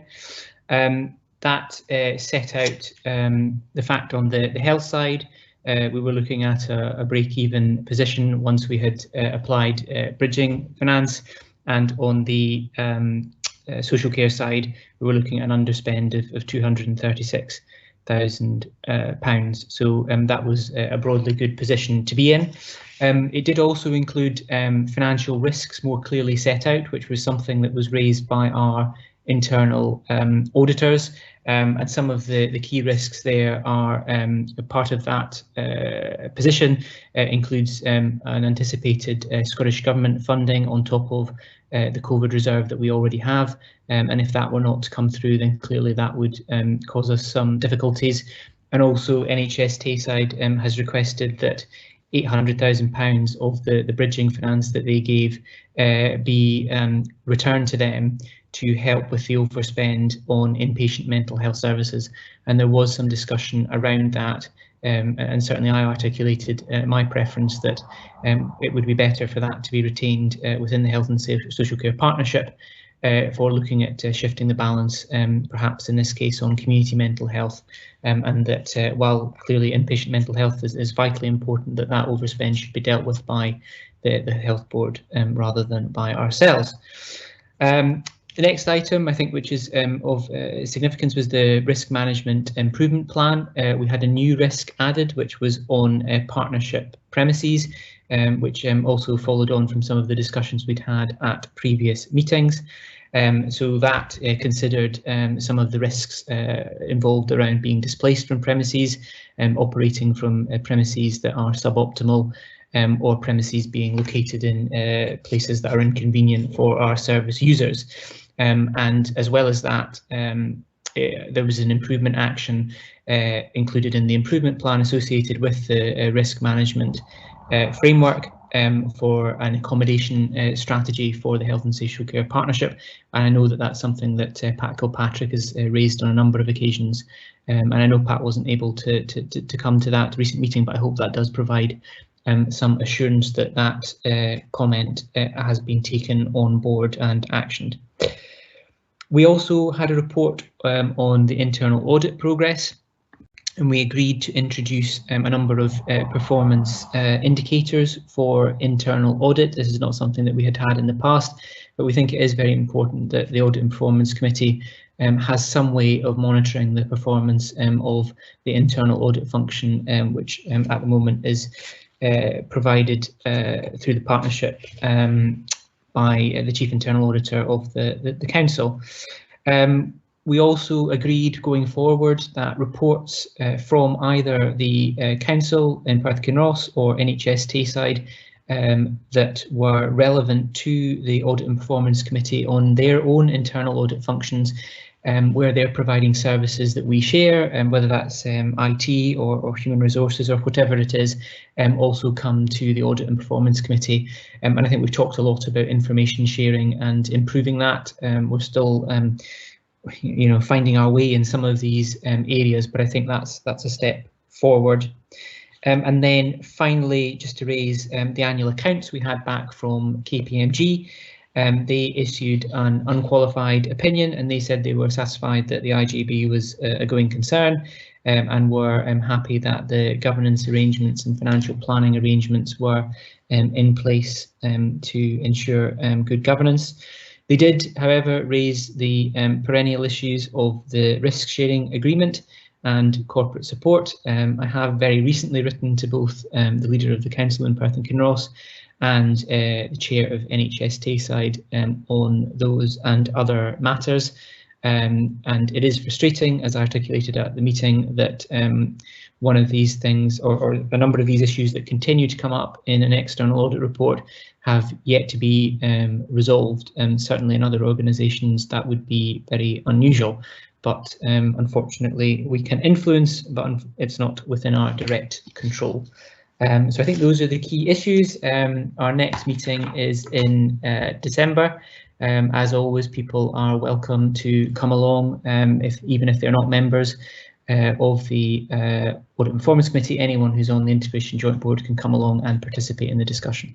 But happy to take any questions. Thank you, Callum.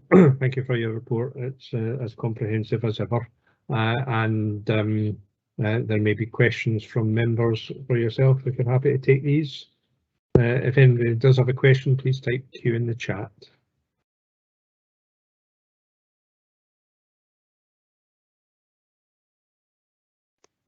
And we have Ronnie Erskine. Ronnie. Thank you, Eric. And I guess I'm not quite sure if my question is for Callum or if it's under the financial position paper, which is for noting, because obviously this is considered in detail at the APC, which I was unable to attend. Are you happy to take the questions I've got in relation to that paper here, Eric, or do you want me to leave it to the next item? I mean, if it's specific to comments that Callum has made, then now's the time. If it's a more general point relating to finance, then perhaps better waiting for Jane's report that follows shortly. Okay, it's probably a mixture actually in following on from some of what Callum said, but also I've got an additional point that is in the paper that I'm sure would have been discussed at the meeting. I'll throw the questions out there and you can move them on to the next section 9 if required. I guess I wondered if you had discussed the savings position in the meeting. It's £260,000 projected to be delivered in the current year against a target of 2 million, which is obviously quite a disappointingly low figure, and there are a variety of reasons for that, but I wonder if that had been discussed in any depth and if any response in terms of the individual items that are outlined for targeted savings this year had been achieved. A second point, Callum, related to the reserves, and I just want to try and understand this a bit better. It would appear that we're applying some of the NHS bridging funding ahead of reserves which are available to be applied, and I just wondered what the logic for that was. Now Jane perhaps can answer that one, or maybe Callum can answer that one, but I understand we operate as independent members of an IJB, and whether a reserve comes from the health side or the social care side, is it fair to say it's treated as an IJB reserve, or is there some distinction made between the two? So maybe that's a technical question. Yeah, I don't know if you're able to answer that, Callum, and to any extent that you are, and whether Jane's comfortable to come in now, or you want to respond as part of your report later on, Jane. I'll leave that to your consideration, but Callum, do you have anything to respond? We did discuss, I think briefly, the savings, and it had also been discussed at a previous meeting where concerns had been raised around if we were unable to meet savings, could we get financial support to meet that, the gap there. But I think the answer to that question was no, or certainly that's the position from the Scottish Government at the moment. Perhaps Jane can comment more on the specific savings. I think in the case of reserves, that our reserves are for the Health and Social Care Partnership. We now have a reserve strategy, which is something we worked quite hard to get up and running, as that was raised in previous years. Oh, it looks like Ronnie's gone. Oh well. So I don't know if I should keep going given it was his question. Okay. But the bridging finance, I think that's a wider question, and that's why I raised that under the financial risks. That's distinct from the reserves. However, it was part of the financial settlement, and as I articulated, my clear preference is that we can use that for shifting the balance if there's any surplus. And I think, given that that was agreed as part of the settlement, it should be used before we. We're trying to build up a reserve position, some of which is earmarked, some of which isn't. But I don't know, Jane, if you want to add anything. Ronnie, I know that you did drop out. I've been connected for the whole meeting, and then at the critical minute there, for some reason, my connection disappeared. So you probably were saying something profound. I wouldn't go that far. You want to just recap briefly on that wee bit, Callum? When did you drop out, Ronnie? Was it? I heard your initial comment about savings, but then Yes. I think you were about to talk about the following point. Yes, it was just on the reserves. We do have a reserve strategy now, which we had spent a lot of time trying to get in place, and those reserves are for the Health and Social Care Partnership. What I was saying was that is distinct from the bridging finance that was given by the NHS, and clearly I was setting out my position as to that should be, I would hope, retained in the partnership. But I don't know if Jane wants to comment on either of those 2 points. Thank you, Callum. Yes, if you don't mind, first of all, in relation to savings, Callum, you're absolutely right. That was a question that was raised at the Audit and Performance Committee, and the point that I made there was that we recognise the significant slippage, but we recognised that in our planning, so we planned for that slippage. And as part of our overall financial plan, that was the reason we needed non-recurring support to bring our position into balance. We are taking every opportunity we can to try and reduce that, but it was a fair reflection of what we felt our officers could deliver in the middle of a global pandemic, and whilst it's low, it is on target, and it's what the bridging finance from both partner bodies, the non-recurring support, was there to offset. So that's what I would say in relation to savings.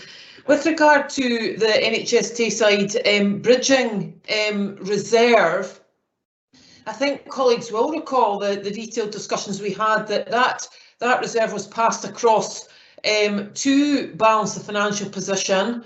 That there was a very clear agreement that if it was not required, that it could be used for other purposes, or indeed NHS Tayside could ask for that to be returned to them. Now, I totally agree with Callum that it would be great if we could retain any amount that we are currently forecasting not required. However, it would be wrong for me not to highlight the conditions on which that funding was passed across, and you know, be open to discussion with you know, Stuart Lyle and NHS Tayside around where the priority sits for application of any balance. What I would say though is that this is difficult because our financial position, you know, there's so many uncertainties, and whilst at the moment we are not looking as though we perhaps need all of that funding, that situation can, you know, can change month on month, as we know and as we've seen in previous years. Thanks. Eric, if you don't mind, can I make a couple of follow-up points? Yes, of course. Yeah, thanks, Eric. I guess my concern around the use of reserves is that if we end up with a potential or possible loan amount that we might need to repay in a future year, that wouldn't be advantageous to the IJB. So I'm confident that you will be working with all parties to get the best agreement for the IJB, which is what we're looking for in the board. My second follow-on point in the savings, perhaps related to something that was discussed a few months back, and it related to spend to save, and there was a discussion that at that point in time, when the discussion in March took place on the year-end position in the budget for the year, that there would be renewed attempts to come up with new spend to save initiatives. And I just wondered, I know we have a variety of initiatives already, but has there been anything over the last few months that gives you hope for future savings that also result in good quality delivery of service? I'm sure Gordon will want to come in, but I think it's really helpful for you to have raised that point, Ronnie. The previous presentation that we've had around our IJB supported Invest to Save proposals for older people, you got a very strong sense of where that investment has gone, the huge difference that it's made. And you know, the downside of that is because of the pandemic, we've not yet been able to deliver on the benefits of that in terms of impact on our bed base, and that's something that we need to now follow through on through a COVID lens. What you'll see and what we're working on at the moment, and service colleagues will absolutely be able to support this, is that phase 2. And Evelyn, you know, kind of touched on that at the end of her presentation. What does that phase 2 invest to save look like, and how might we need to bridge that with the non-recurring funding that we've got to deliver, you know, to deliver further in terms of investing in our community-based services? Evelyn talked about hospital at home. She talked about expanding the integrated care team, and those are the kind of invest to saves that we're now looking at for older people, and indeed in complex care, our transformation of complex care. So these are absolutely emerging, and I think when you'll see them and when you'll see the application of that non-recurring resource will be in the context of our 3-year financial plan, and you know, what we want to invest in now, what phase 2 looks like through a COVID lens. Thanks, Callum and Jane, that's helpful. Thank you.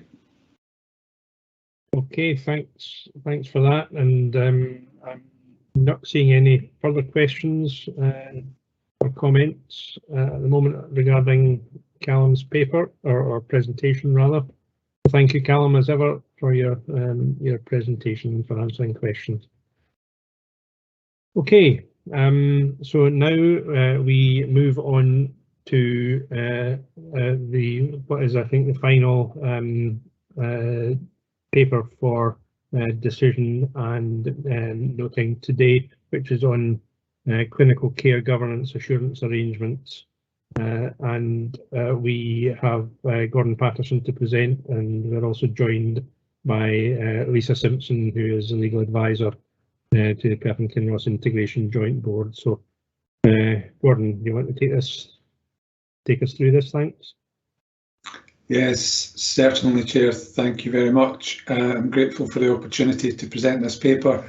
Obviously, matters pertaining to clinical and care governance have been of concern for the IGB for some time, and we've had some previous discussions and development sessions in this regard. The purpose of this report then is to set out the arrangements for providing assurance to Perth and Kinross IGB in respect of clinical and care governance.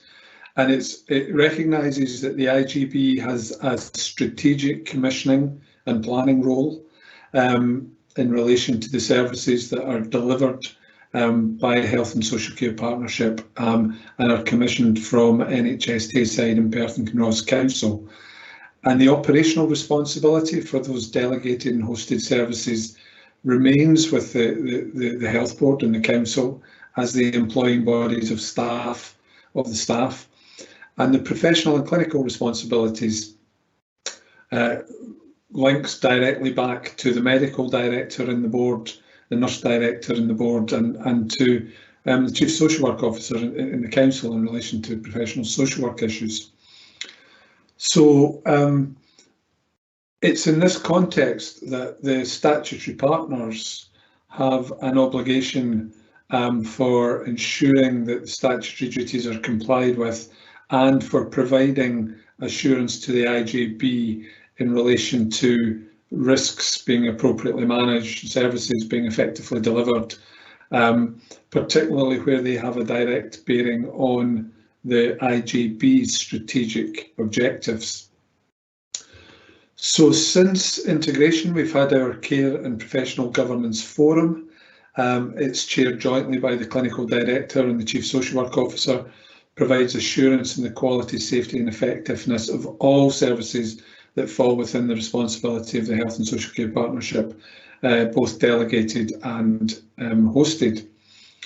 This is achieved through exception reporting, through annual reporting, through visits that are carried out, and this is linked directly to the domains for effective clinical and care governance and the health and social care standards. It has been the case up until last year that there has been a gap around clinical and care governance, which was of significant concern to Perth and Kinross IGB members previously, and had led to the determination that there should be a separate committee within the IGB for clinical and care governance.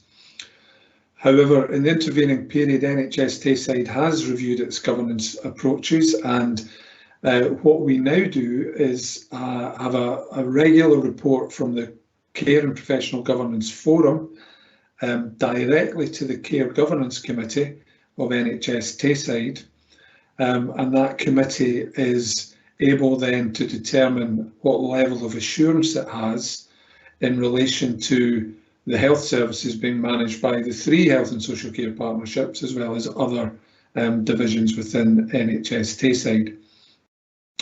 So the establishment of that committee now provides a formal mechanism for NHS Tayside to oversee and be assured of operational risks, and from that to be able to give assurance to the IGB. And an example of that was that at the recent Audit and Performance Committee, the annual report of NHS Tayside Care Governance Committee was presented as part of its consideration of the governance arrangements, and a level of assurance was able to be drawn from that.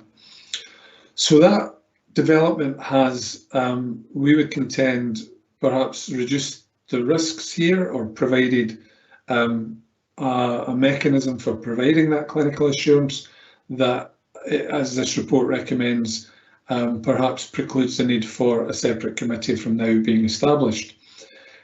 However, we do recognise that there are some gaps that need to be addressed. One of those is that in the same way as we're reporting to NHS Tayside's Care Governance Committee, we're in discussions at the moment with the chair of Perth and Kinross Scrutiny Committee around presenting regular assurance reports into the Scrutiny Committee in respect of adult social work and social care services.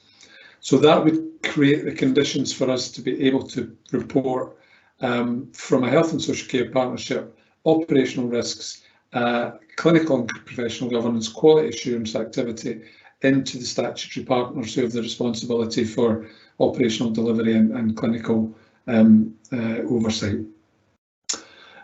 Section 3 of this report identifies what else we would propose to do in order to provide some level of assurance to the IGB in pursuance of their responsibilities around strategic planning and commissioning. So the intention here, as outlined in Section 3, is to regularly report to the Audit and Performance Committee on the level of assurance that NHS Care Governance Committee has had through the reporting that they've received from the Professional and Clinical, the Care and Professional Governance Forum. We would also, by exception, raise any issues through a Chief Officer report, particularly where operational risks are needing to be escalated and brought into the IGB's Strategic Risk Register because they have a bearing on the delivery of the IGB's strategic objectives. The NHS Tayside Care Governance Committee also produces an annual report, and this, as I said, was something that the Audit and Performance Committee received recently, and it highlighted the level of assurance that that committee had in relation to clinical matters being progressed within the Health and Social Care Partnership. And as is indicated in Section 3, the final bullet point, discussion in relation to what the Scrutiny Committee of PKC, Perth and Kinross Council, would require to fulfil its responsibilities and provide necessary assurance to the IGB. So these are the proposed arrangements. They're highly consistent with the Tayside Risk Management Strategy approved by the IGB. They are endorsed by the IGB's monitoring, the Council's Monitoring Officer, IGB's legal advisor, and they're fully supported by internal and external audit. In order to facilitate this, it is proposed that some revisions be made to the Perth and Kinross IGB Audit and Performance Committee, the details of which are shown at Appendix 1 via track changes. And we've also taken the opportunity in reviewing those terms of reference to do some housekeeping and update aspects of the terms of reference of the Audit and Performance Committee. Chair, I'll stop there, other than to refer you to the recommendations and the proposals that we're bringing forward, and happy to take any questions and hope that the IJB will be able to support the proposed approach. Thank you very much. Thank you, Gordon. So just to recap on the recommendations here, the board is asked to note the responsibilities of the IJB in respect of clinical care governance and those of NHS Tayside and Perth and Kinross Council, firstly. Secondly, we are asked to note the arrangements for providing assurance to Perth and Kinross IJB in this financial year. Thirdly, we are asked to agree that a clinical care and professional governance committee of the IJB is no longer required. Fourthly, we are asked to agree the amendments to the proposed terms of reference of the Audit and Performance Committee as attached. And fifthly, we are asked to note that the arrangements will be reviewed annually as part of the annual review of governance, and will be confirmed through the revision of the integration scheme, which, as we know, is something that is going through the sausage machine, so to speak, at the moment. So I'm going to open it first of all to any questions, please, before we come on to comments. I see, Bob, you have a comment to make. I just wondered, first of all, though, if we have any questions. If so, please type Q in the chat.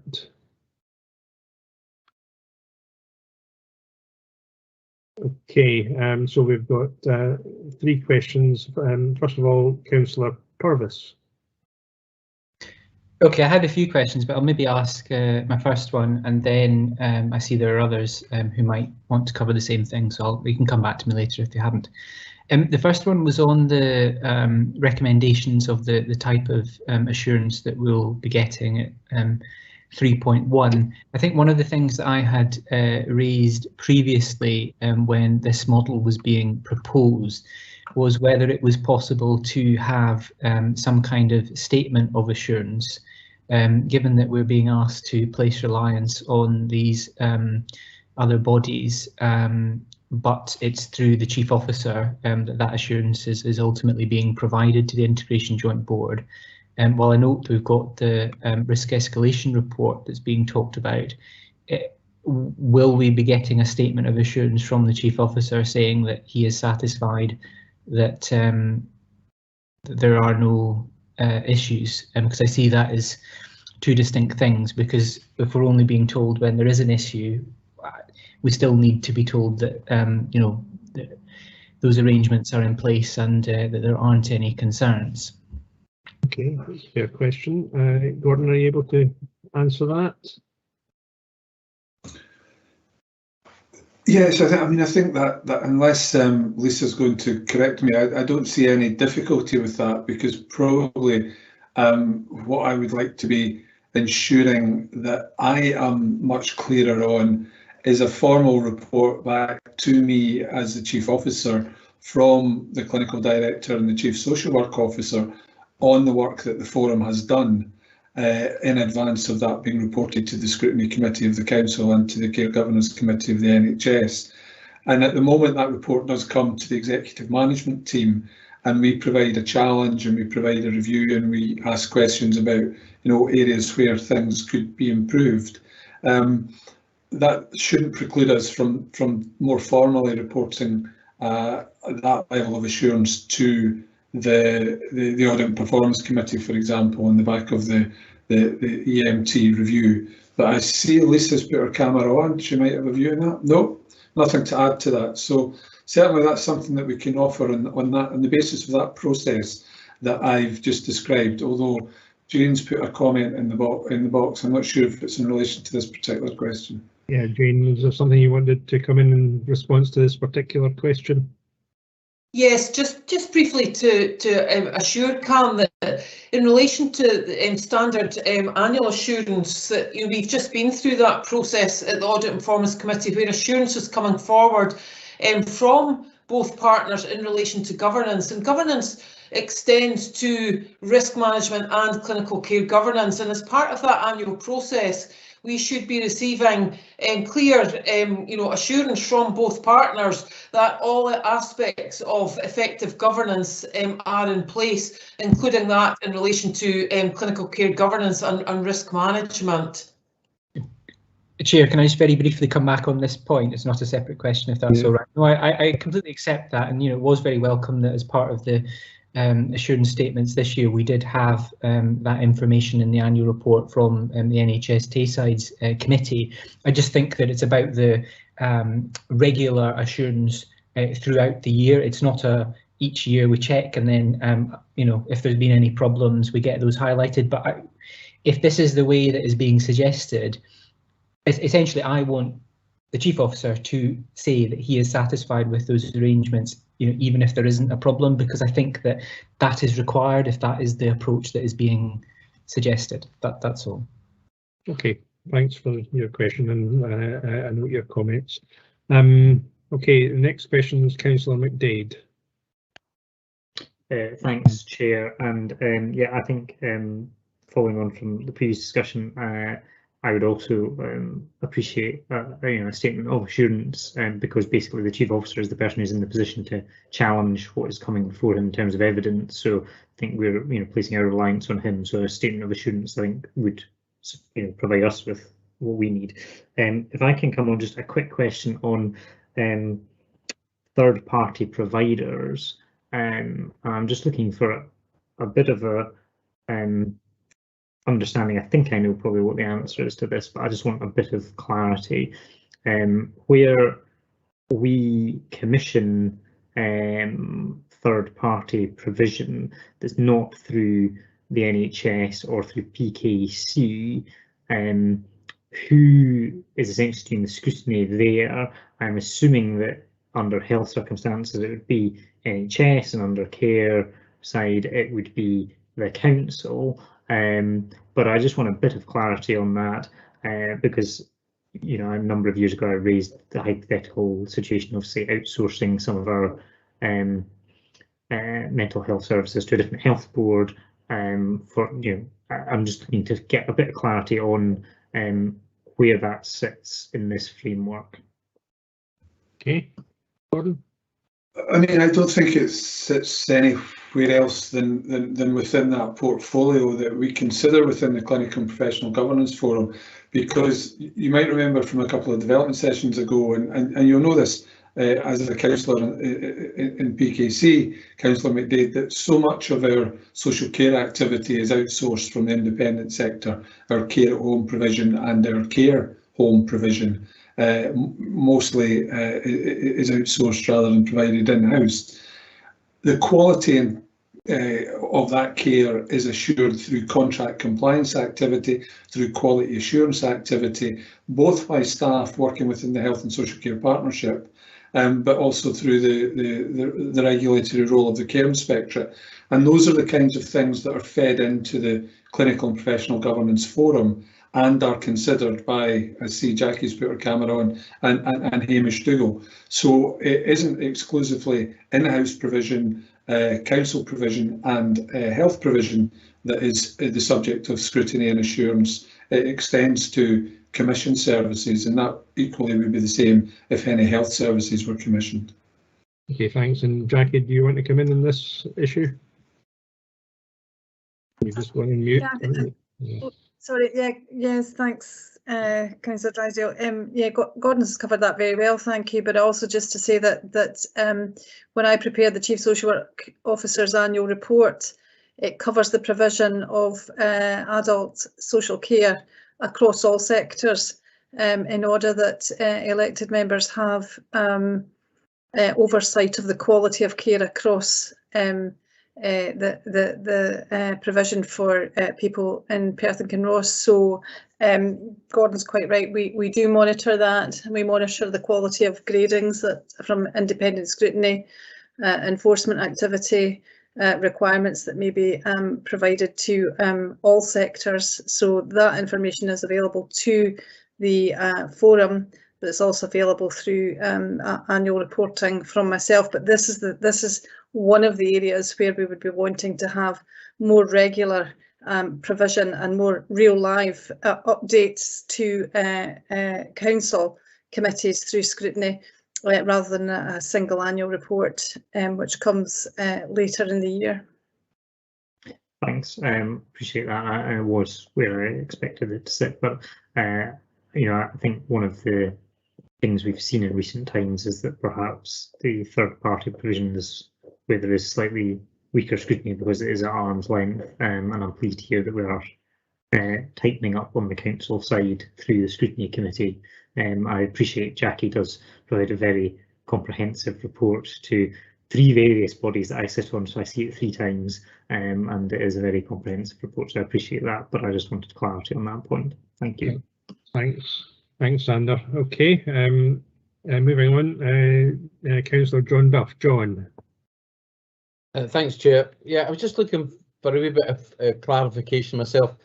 I'm not familiar with who sits on the NHS Tayside Care Governance Committee. Does Perth and Kinross Council have representation on that, or are we splitting the kind of care governance between health going to that committee and the social care going to scrutiny? So the Care Governance Committee of NHS Tayside comprises non-execs. I don't think it necessarily includes representatives from the councils who sit on the NHS board.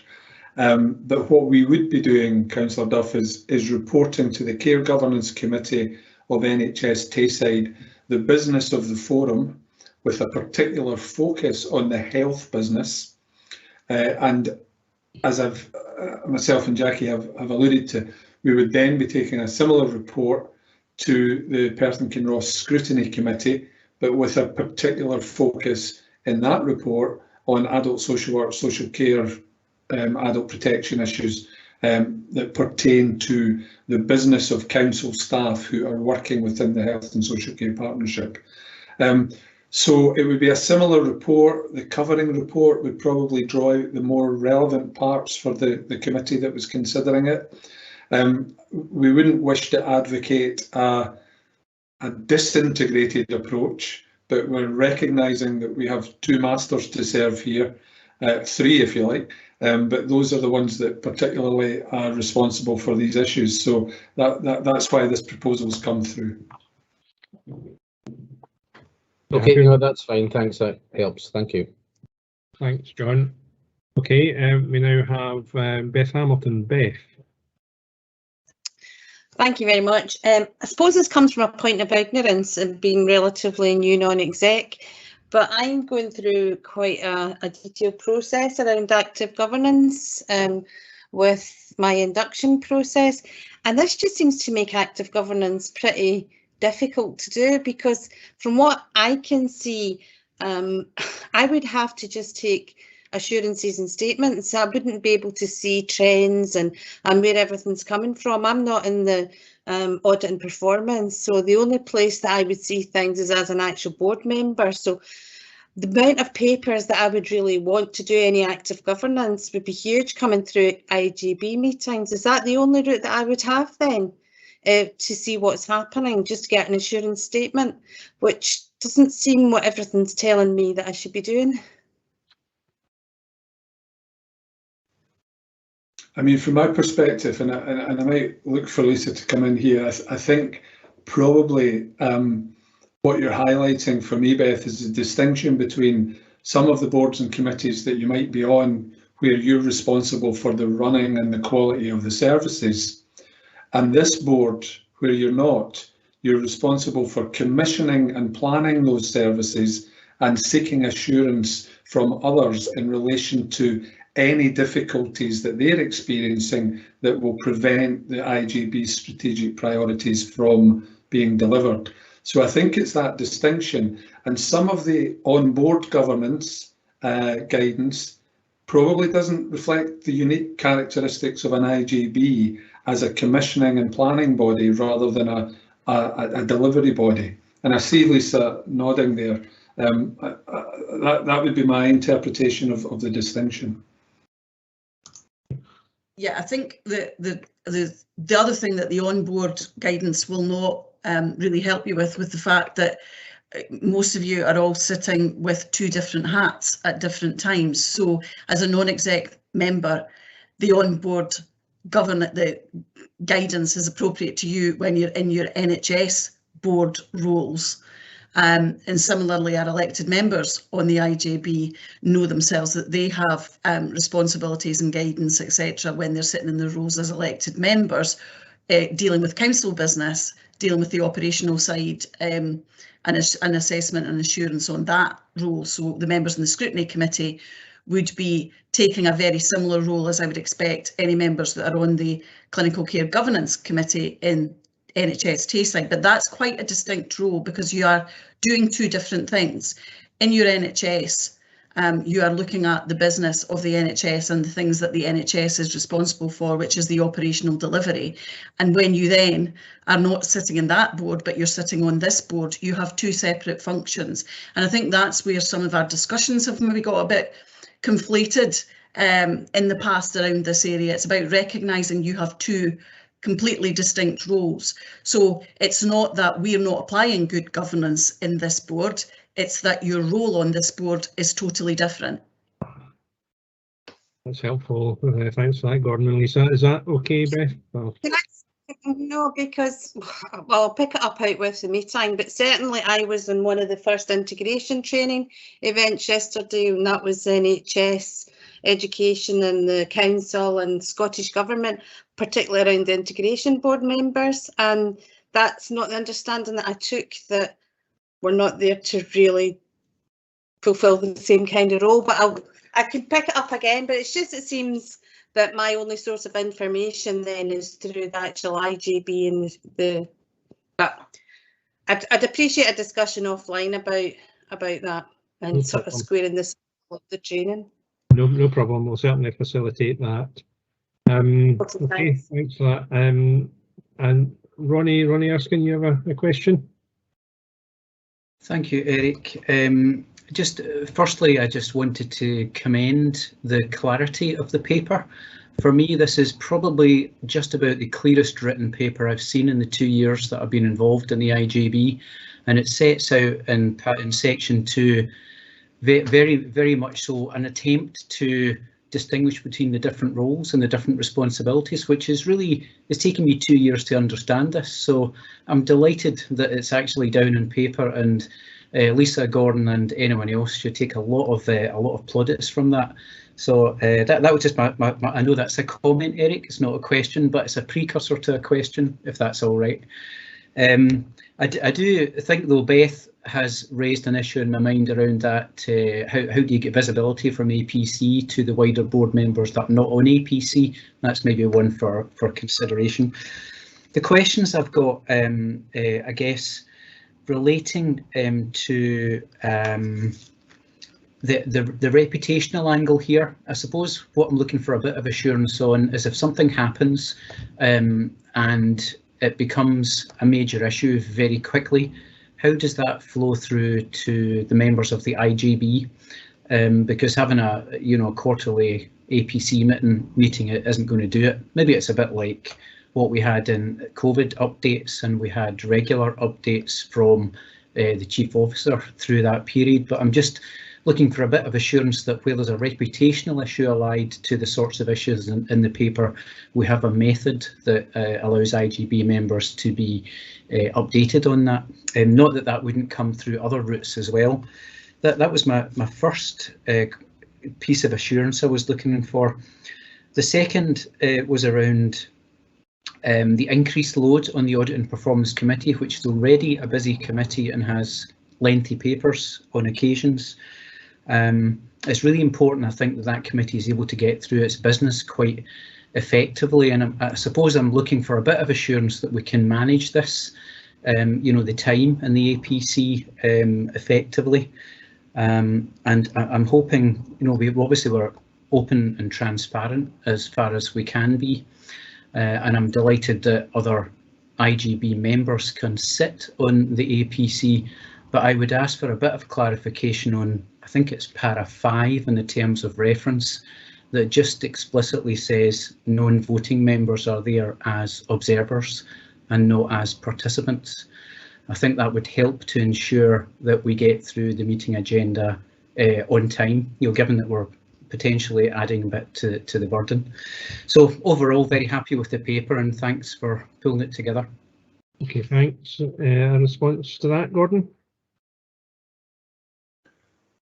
Yes.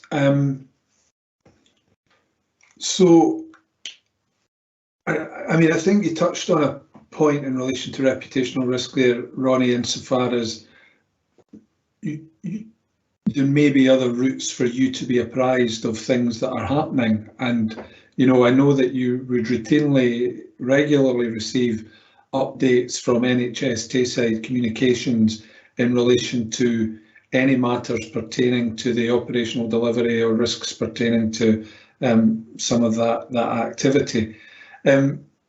So that would be one route, and there are regular elected members' briefings, which perhaps we need to reflect on the extent to which they include information about adult social work and social care issues, so that elected members more broadly are apprised of them. But actually, I did have a brief meeting yesterday with the chair and vice chair, or the soon-to-be chair and the soon-to-be vice chair, as we were looking forward, because the suggestion has been made in previous discussions about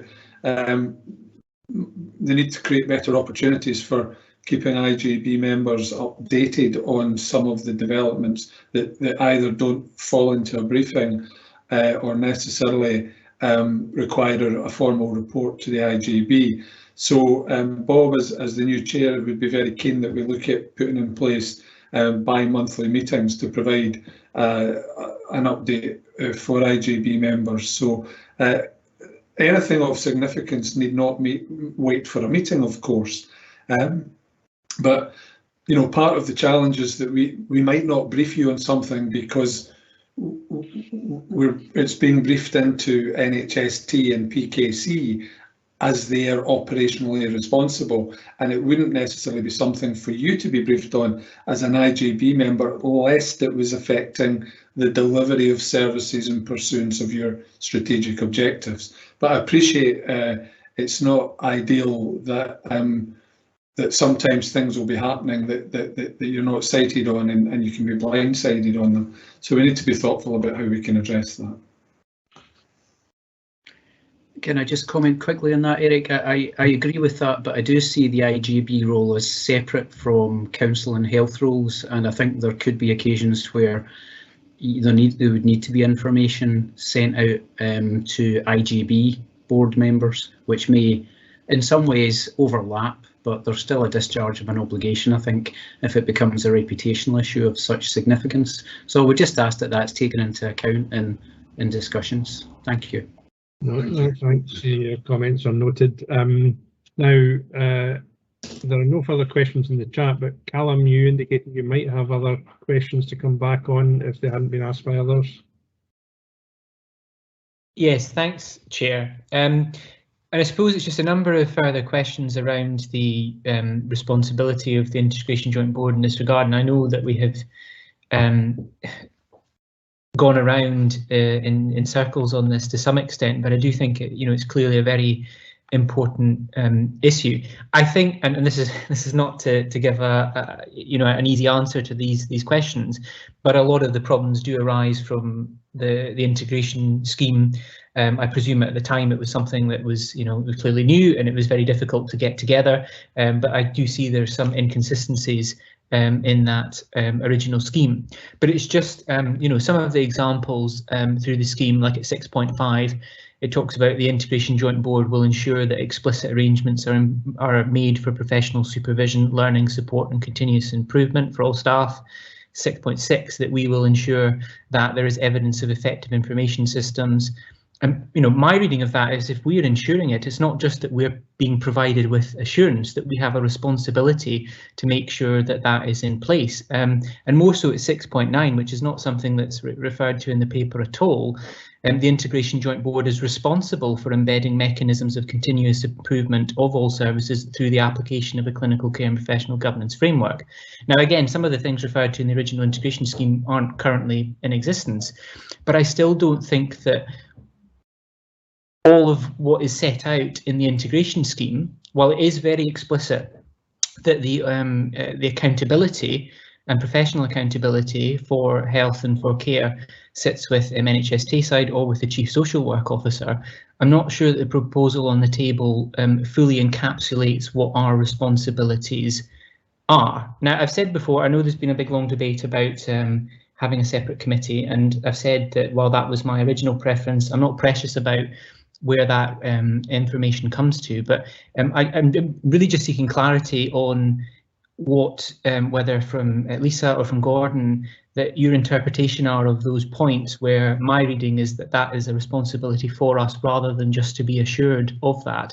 And one final point, it does say earlier on in the integration scheme as well, when it's setting out the reports that we will routinely receive for agreement and approval, clinical care and professional governance reports are listed there to ensure be assured of the delivery of effective, safe and effective services. That's listed under reports for agreement and approval, not just for noting and for assurance. So now I think it is to do with the poor drafting of the scheme, but that's what we're left with at the moment.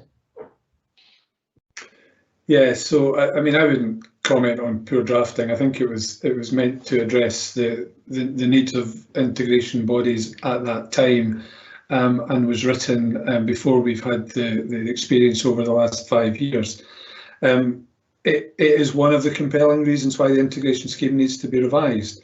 The provisions within the existing integration scheme don't make reference to the arrangements around getting it right for everybody. They don't make reference to the Tayside-wide risk management framework that is now in place.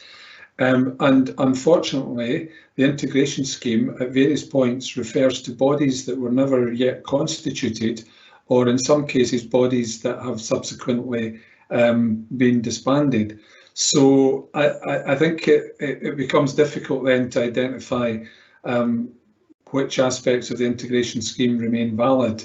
I think we should really be focusing on ensuring that these proposed arrangements, which reflect the risk and responsibilities and where they lie, should be articulated consistently in the revised integration scheme, and that scheme should follow this proposal. Okay, thanks for that. Can I just make a point on this? And this is maybe straying into to comment, but I know there's no further questions if you'll indulge me, Chair. So I think the issue here is that, yes, it does clearly state that accountability in the integration scheme for clinical and professional governance from a professional point of view is for the relevant partner bodies. But as I've outlined, there are a number of other things in there which I think give us explicit responsibility. So while, yes, things are conflicting, and there are some things in the integration scheme that no longer exist, there are some things in the integration scheme that do exist now that aren't actually referred to. But if you as officers, as part of your recommendation, are using some of the clauses in there as justification for that, then I think it's entirely legitimate for those of us who hold a different view about what our responsibilities are in that regard to highlight that there are other clauses in that integration scheme that I think would require a different approach from that which is being proposed today. So, Chair, I mean, I think Councillor Purvis's points are valid insofar as there is that challenge around the extent to which the integration scheme reflects those other developments and which parts of it remain valid. I don't think the paper to the IJB makes a great deal of reference to the integration scheme for those reasons, because so much has changed since it was first written. But perhaps I could refer you back to your first point, and maybe the statement of assurance that I, as Chief Officer, would be bringing routinely rather than annually could usefully consider some of these aspects insofar as they pertain to risk and you know, the clinical and professional governance. So the information that you've referenced around, you know, quality assurance, around training, around learning development for staff, those are aspects of robust clinical and care governance. So they could be incorporated, if they're not already incorporated, into the work of the forum, and to some degree they will be, into a statement of assurance that could be given in order that we were complying with those aspects of the integration scheme whilst it was being reviewed. Okay, thanks for your response to these comments. Now, sorry, going back right up to the previous page of my meeting chat, Bob Benson, you wanted to make a comment, and we'll start with your comment before seeing if there are others. Thank you very much, Chair. And I think the conversation and questions and responses that we've just heard since Gordon finished his presentation, I think just underlines how difficult and complex this whole issue has been. And as you know, Eric, you and I have both spent a lot of time working through how we can best improve from where we are currently.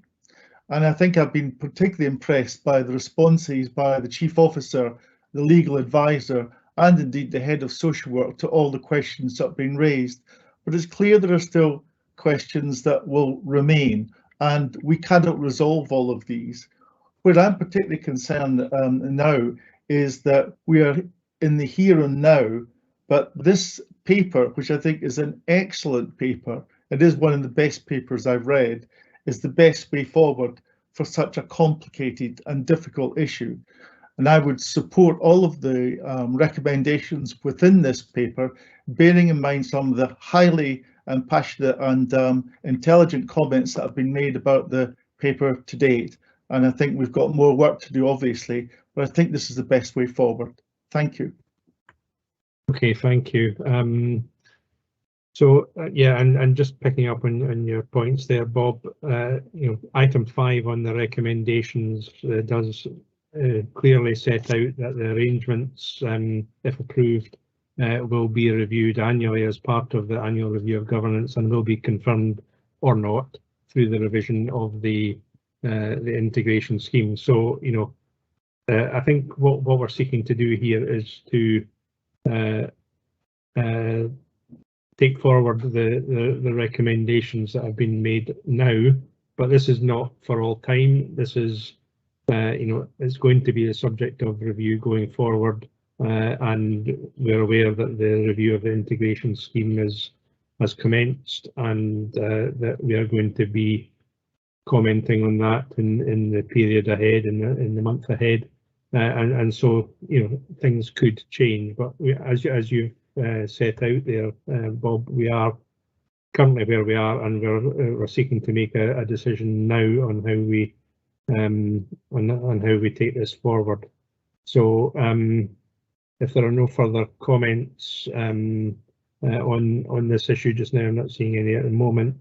So the recommendations, as I spelled out at the start of this this discussion, are set out on page 31 of our papers, where we're asked to note the responsibilities of the IJB, note the arrangements for providing assurance to the IJB this financial year, note that the arrangements will be reviewed annually going forward and confirmed through the revision of the integration scheme which was started, and also therefore agree that a care and professional governance committee is not required, and that the amendments to the terms of reference of the audit and performance committee as set out are agreed. I see you have your hand up, Councillor McDade. Yeah, I assume you can't see. I did put 2 things in the chat, but maybe, I haven't seen it at all, maybe you can't see those. Yeah, I've got a point of clarity and a comment, if I may, Chair. Yes, of course. So my point of clarity is around the terms of reference for audit and performance. Mr. Erskine in his comments mentioned about IGB members as observers, and I wasn't quite clear on whether he was suggesting that they shouldn't then take part in the meeting, but certainly my understanding until this point was that we had gone with the basis of that any IGB member that was attending could ask questions whether they were a voting member of the committee or not, and could take part in the discussions, and that was encouraged in fact, and I thought that had been sort of commended as positive by our auditors as well. So I'm looking for just clarity on that, whether this is any changes that are being proposed as part of this, because obviously if we're sending this information, this important information to audit and performance, then I think all members do need to be able to take part in that. Oh, okay, no, that's understood, and I mean, I guess what it comes down to is the management of the meeting. Callum, I don't know if you have a view on that in your role currently as chair of the committee. Well, the reason we brought that in originally was because we had a low number of members that were able to attend regularly, which is why we wanted to ensure that there was greater scrutiny if there were only 2 or 3 substantive members coming along. However, as Councillor McDade has articulated, I think it is something that has provided for better discussion at those meetings and a greater degree of scrutiny, and is something that has been commented on by the auditors as well. I think if this is the model that is agreed and it goes to the Audit and Performance Committee, I think it's crucial that other members are able to participate in that discussion, because that would be the only forum that they're able to do that. And given some of the concerns that have been highlighted about the chain of assurance that's here, and as I've said in the past, I don't really consider a chain of assurance to be assurance, but that doesn't seem to be the prevailing view here, that just provides an even further layer to then report back to the IGB. So I think if members are interested and want to contribute to that discussion, if it is going to happen at the Audit and Performance Committee, they should be allowed to do so. My general view is to allow as much discussion as possible while clearly keeping that focused and pertinent. I have said in the past that I would like the meetings to be, 2+ hours if necessary, so that everything can be covered. But I appreciate that others might take a different view on that. Okay, I mean, my own view, for what that's worth, is it really is for the chair to manage, on the IGB, I have tried to allow all members an opportunity to speak and to contribute, and I've always encouraged that, but I've also been acutely aware that time marches on, and 2 hours becomes 3, becomes 4, and so there is a balance to be struck clearly, and it is essential. I guess where I'm coming at, it's essential that appointed members of the Audit and Performance Committee speak. It's also desirable, but not as essential for non-members of the committee to speak. But I think I would like them to be given that opportunity to speak, subject to obviously not letting meetings go out of hand. But clearly that is for the chair to manage on a meeting by meeting basis. That would be my view. So, Xander. Yeah, thanks. I mean, I just want to be, my understanding was that the board was quite explicit actually around this point when we changed terms of reference, and I appreciate that there was only perhaps a few of us that were around at that point, but there was quite an explicit discussion around members contributing, because as Callum says, there was very low attendance and involvement at the time. And but I think from my point of view, I would want reassurance that that approach is going to continue if this is going to be sent to audit and performance, given the important nature of it. So I think it's quite an important point, to be honest. And I think those of us who were strongly in favour of a clinical care and professional governance committee have, said that we are content for it to go to a different forum, particularly if it's going to go to audit and performance, because of the open nature of that. Of that committee, then I would have significant issues around that. Now, I appreciate what you're saying is it's up to the chair, but actually it's up to the chair to manage the meeting. I don't really feel that it should be up to the chair around whether members of the IGB can actually attend and ask questions. I think it's up to them to control the meeting. But this was quite an explicit provision that we did make at the time, so I would have concerns if we're going to change that. Okay. Fine. So, I mean, I'm just looking at the proposed terms of reference there, and that number 5. Oh, yes. Sorry, I'm guessing you can't see my C in the chat either. Sorry. No, I can't actually. Sorry, no. Sorry about that.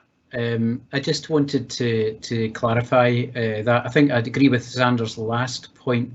It's not for the chair of the committee to determine what the terms of reference should be. That's for the board to determine.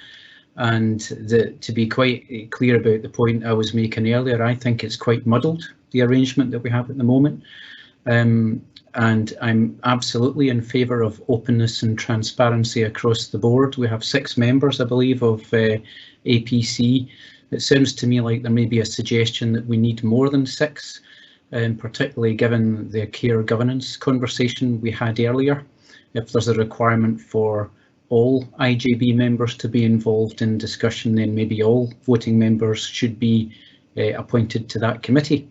As things stand at the moment, we have 2 voting members from the council appointed and 2 from the NHS side. And I find it can be confusing where a conversation takes place that involve members that are not part of those 2 appointments in terms of the nature of the conversation.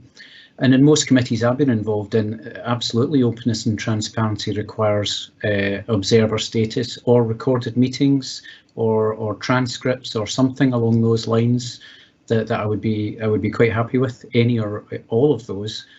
But I do think we need to be clear on what the APC is, and if we've got this care governance element coming in there, and if there are concerns that there needs to be more visibility for IGB members, then maybe we need to expand the membership. That may be part of a broader governance discussion that perhaps is still to come, but I don't think it's clear at the moment the way the terms of reference are written, and I would ask that that is reviewed, perhaps not today, but sometime in the near future. Thanks.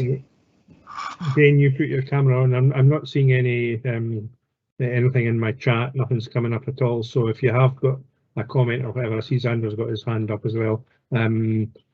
Please put your camera on so that I can see you. Jane, did you have something first of all? Yes, I just noting all of the comments that are being made around the difference between the actual members and the other members of the IGB.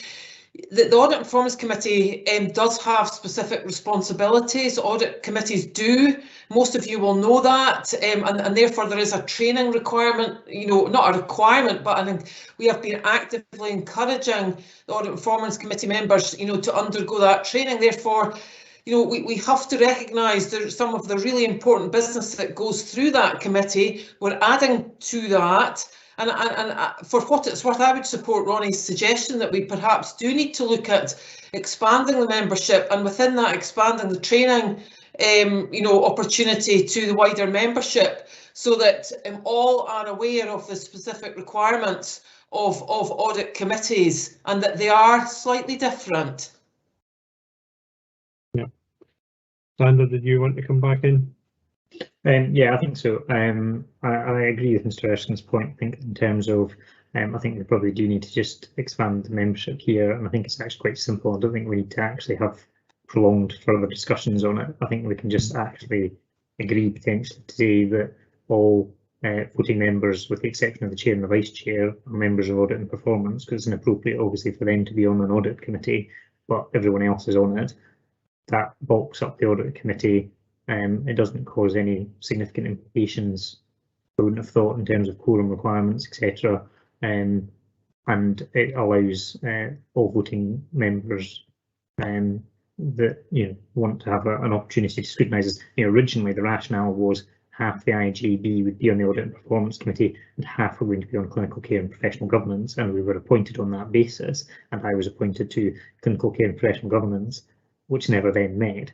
So, on the basis that we're only going to have one committee, we might as well just have the members all on the one committee, and that then does spread the workload a bit potentially as well, and provides a bit more beefing up to audit and performance. And I think that's quite a quick and easy thing that we can agree today, and that actually then just closes off this, because I don't really feel that we need to keep tracking this on forever and ever, which is where our governance discussions tend to go.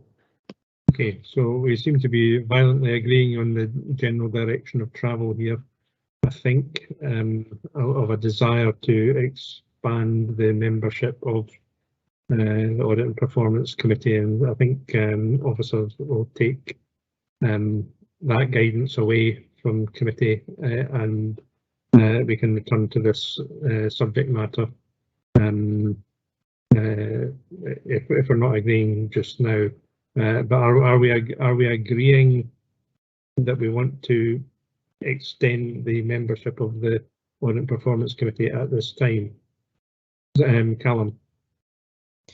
Thanks, Eric, and I did put a C in the chat, but again, perhaps you couldn't see it. I don't think it's an issue for officers. It's for members to decide whether they want to change the membership of the committee. I do support the extension of the committee membership. Happy to do that, although I don't think it's as simple as Councillor McDade suggested. Clearly, an audit committee, we don't want to have the chair of the committee as a voting, or the chair of the Integration Joint Board as a voting member of the audit committee and things like that. So I'm happy to take that away along with Jane, and we'll maybe bring back a proposal to look at extending the membership, but giving greater clarity on who can and cannot be involved in discussion. Okay, that's fine. Can I just make one further point on the recommendation? If that is the view of the Integration Joint Board to progress with the recommendation, I would ask if you're happy. The Chief Officer gave a verbal assurance about having regular statements of assurance, and also suggested that he would be happy to look at some of the things such as continuous improvement and being included in those reports. Would you be happy to include that as part of the decision that's agreed today, Chair, as part of your proposal? I would, Gordon, I didn't know if you were still there or not, but you are. Are you content with that yourself? I mean, I see no difficulty with that. Agreed. No, that's fine. Okay. Okay, we are agreed on that basis, and it will be minuted accordingly. Okay. Thank you very much, everybody, for that one. And that's, I'm glad that we have reached a general consensus on what has been a thorny issue all the time I've been in the IJB. So that's good. Right, okay, so now we're moving on to items for information. Obviously, we have now the item 9, which is the financial position for 2021, and Jane, I don't know if you wanted to say any brief comments at all, or just simply open to any comments by exception that MD might have, recognising we have already discussed this in some detail already. If there are no questions, and remember to put your hands up because I can't see anything in the chat. Oh, there we go. There's the hand up, Callum. It's not a question, but I think it might be useful just to note that there has been a long discussion about where the right forum for financial reporting is, whether it's the Integration Joint Board or the Audit and Performance Committee, and also the regularity of that reporting, whether it should come for discussion and decision or whether it should come for information. And as you'll know, we're having a meeting with yourself and with the incoming chair and officers to look at how we resolve that issue going forward. So just to give other board members assurance that that is being considered. Indeed, indeed, absolutely. Okay, that's fine, thank you. Item 9.2 then is you're presented with the audited annual accounts for 2020-21, and these are before you. Again, this has been the subject of full discussion at Audit and Performance Committee a couple of weeks ago. But again, any comments by exception? Otherwise, we shall agree to note these accounts. Okay, thank you. Item 9.3 is the annual performance report 2021, which again has been in your papers and you've had the opportunity to scrutinise and read. And like so many of the papers today, I found the performance report very informative. So thank you for that. And if there are any comments again by exception on that item, there don't appear to be. Okay, so 9.4 is the Integration Joint Board reporting forward planner, which again has been in your papers. We have obviously a considerable business to be considered at future meetings. All meetings of this board seem to be packed, and the future meetings are no exception. So the intended contents of the December and future meetings are contained in that paper. If there are no comments, again, that's fine. And then finally, we move on to a note of the future IJB meeting dates and IJB development session dates. The next of which is on the 27th of October, so 4 weeks from now or so. Okay, so if that's all, I think that concludes our business for today. And again, I'd just like to thank you all for your support and help during my period in the chair. And I think we just look to conclude the meeting now. And thanks for your attendance this afternoon.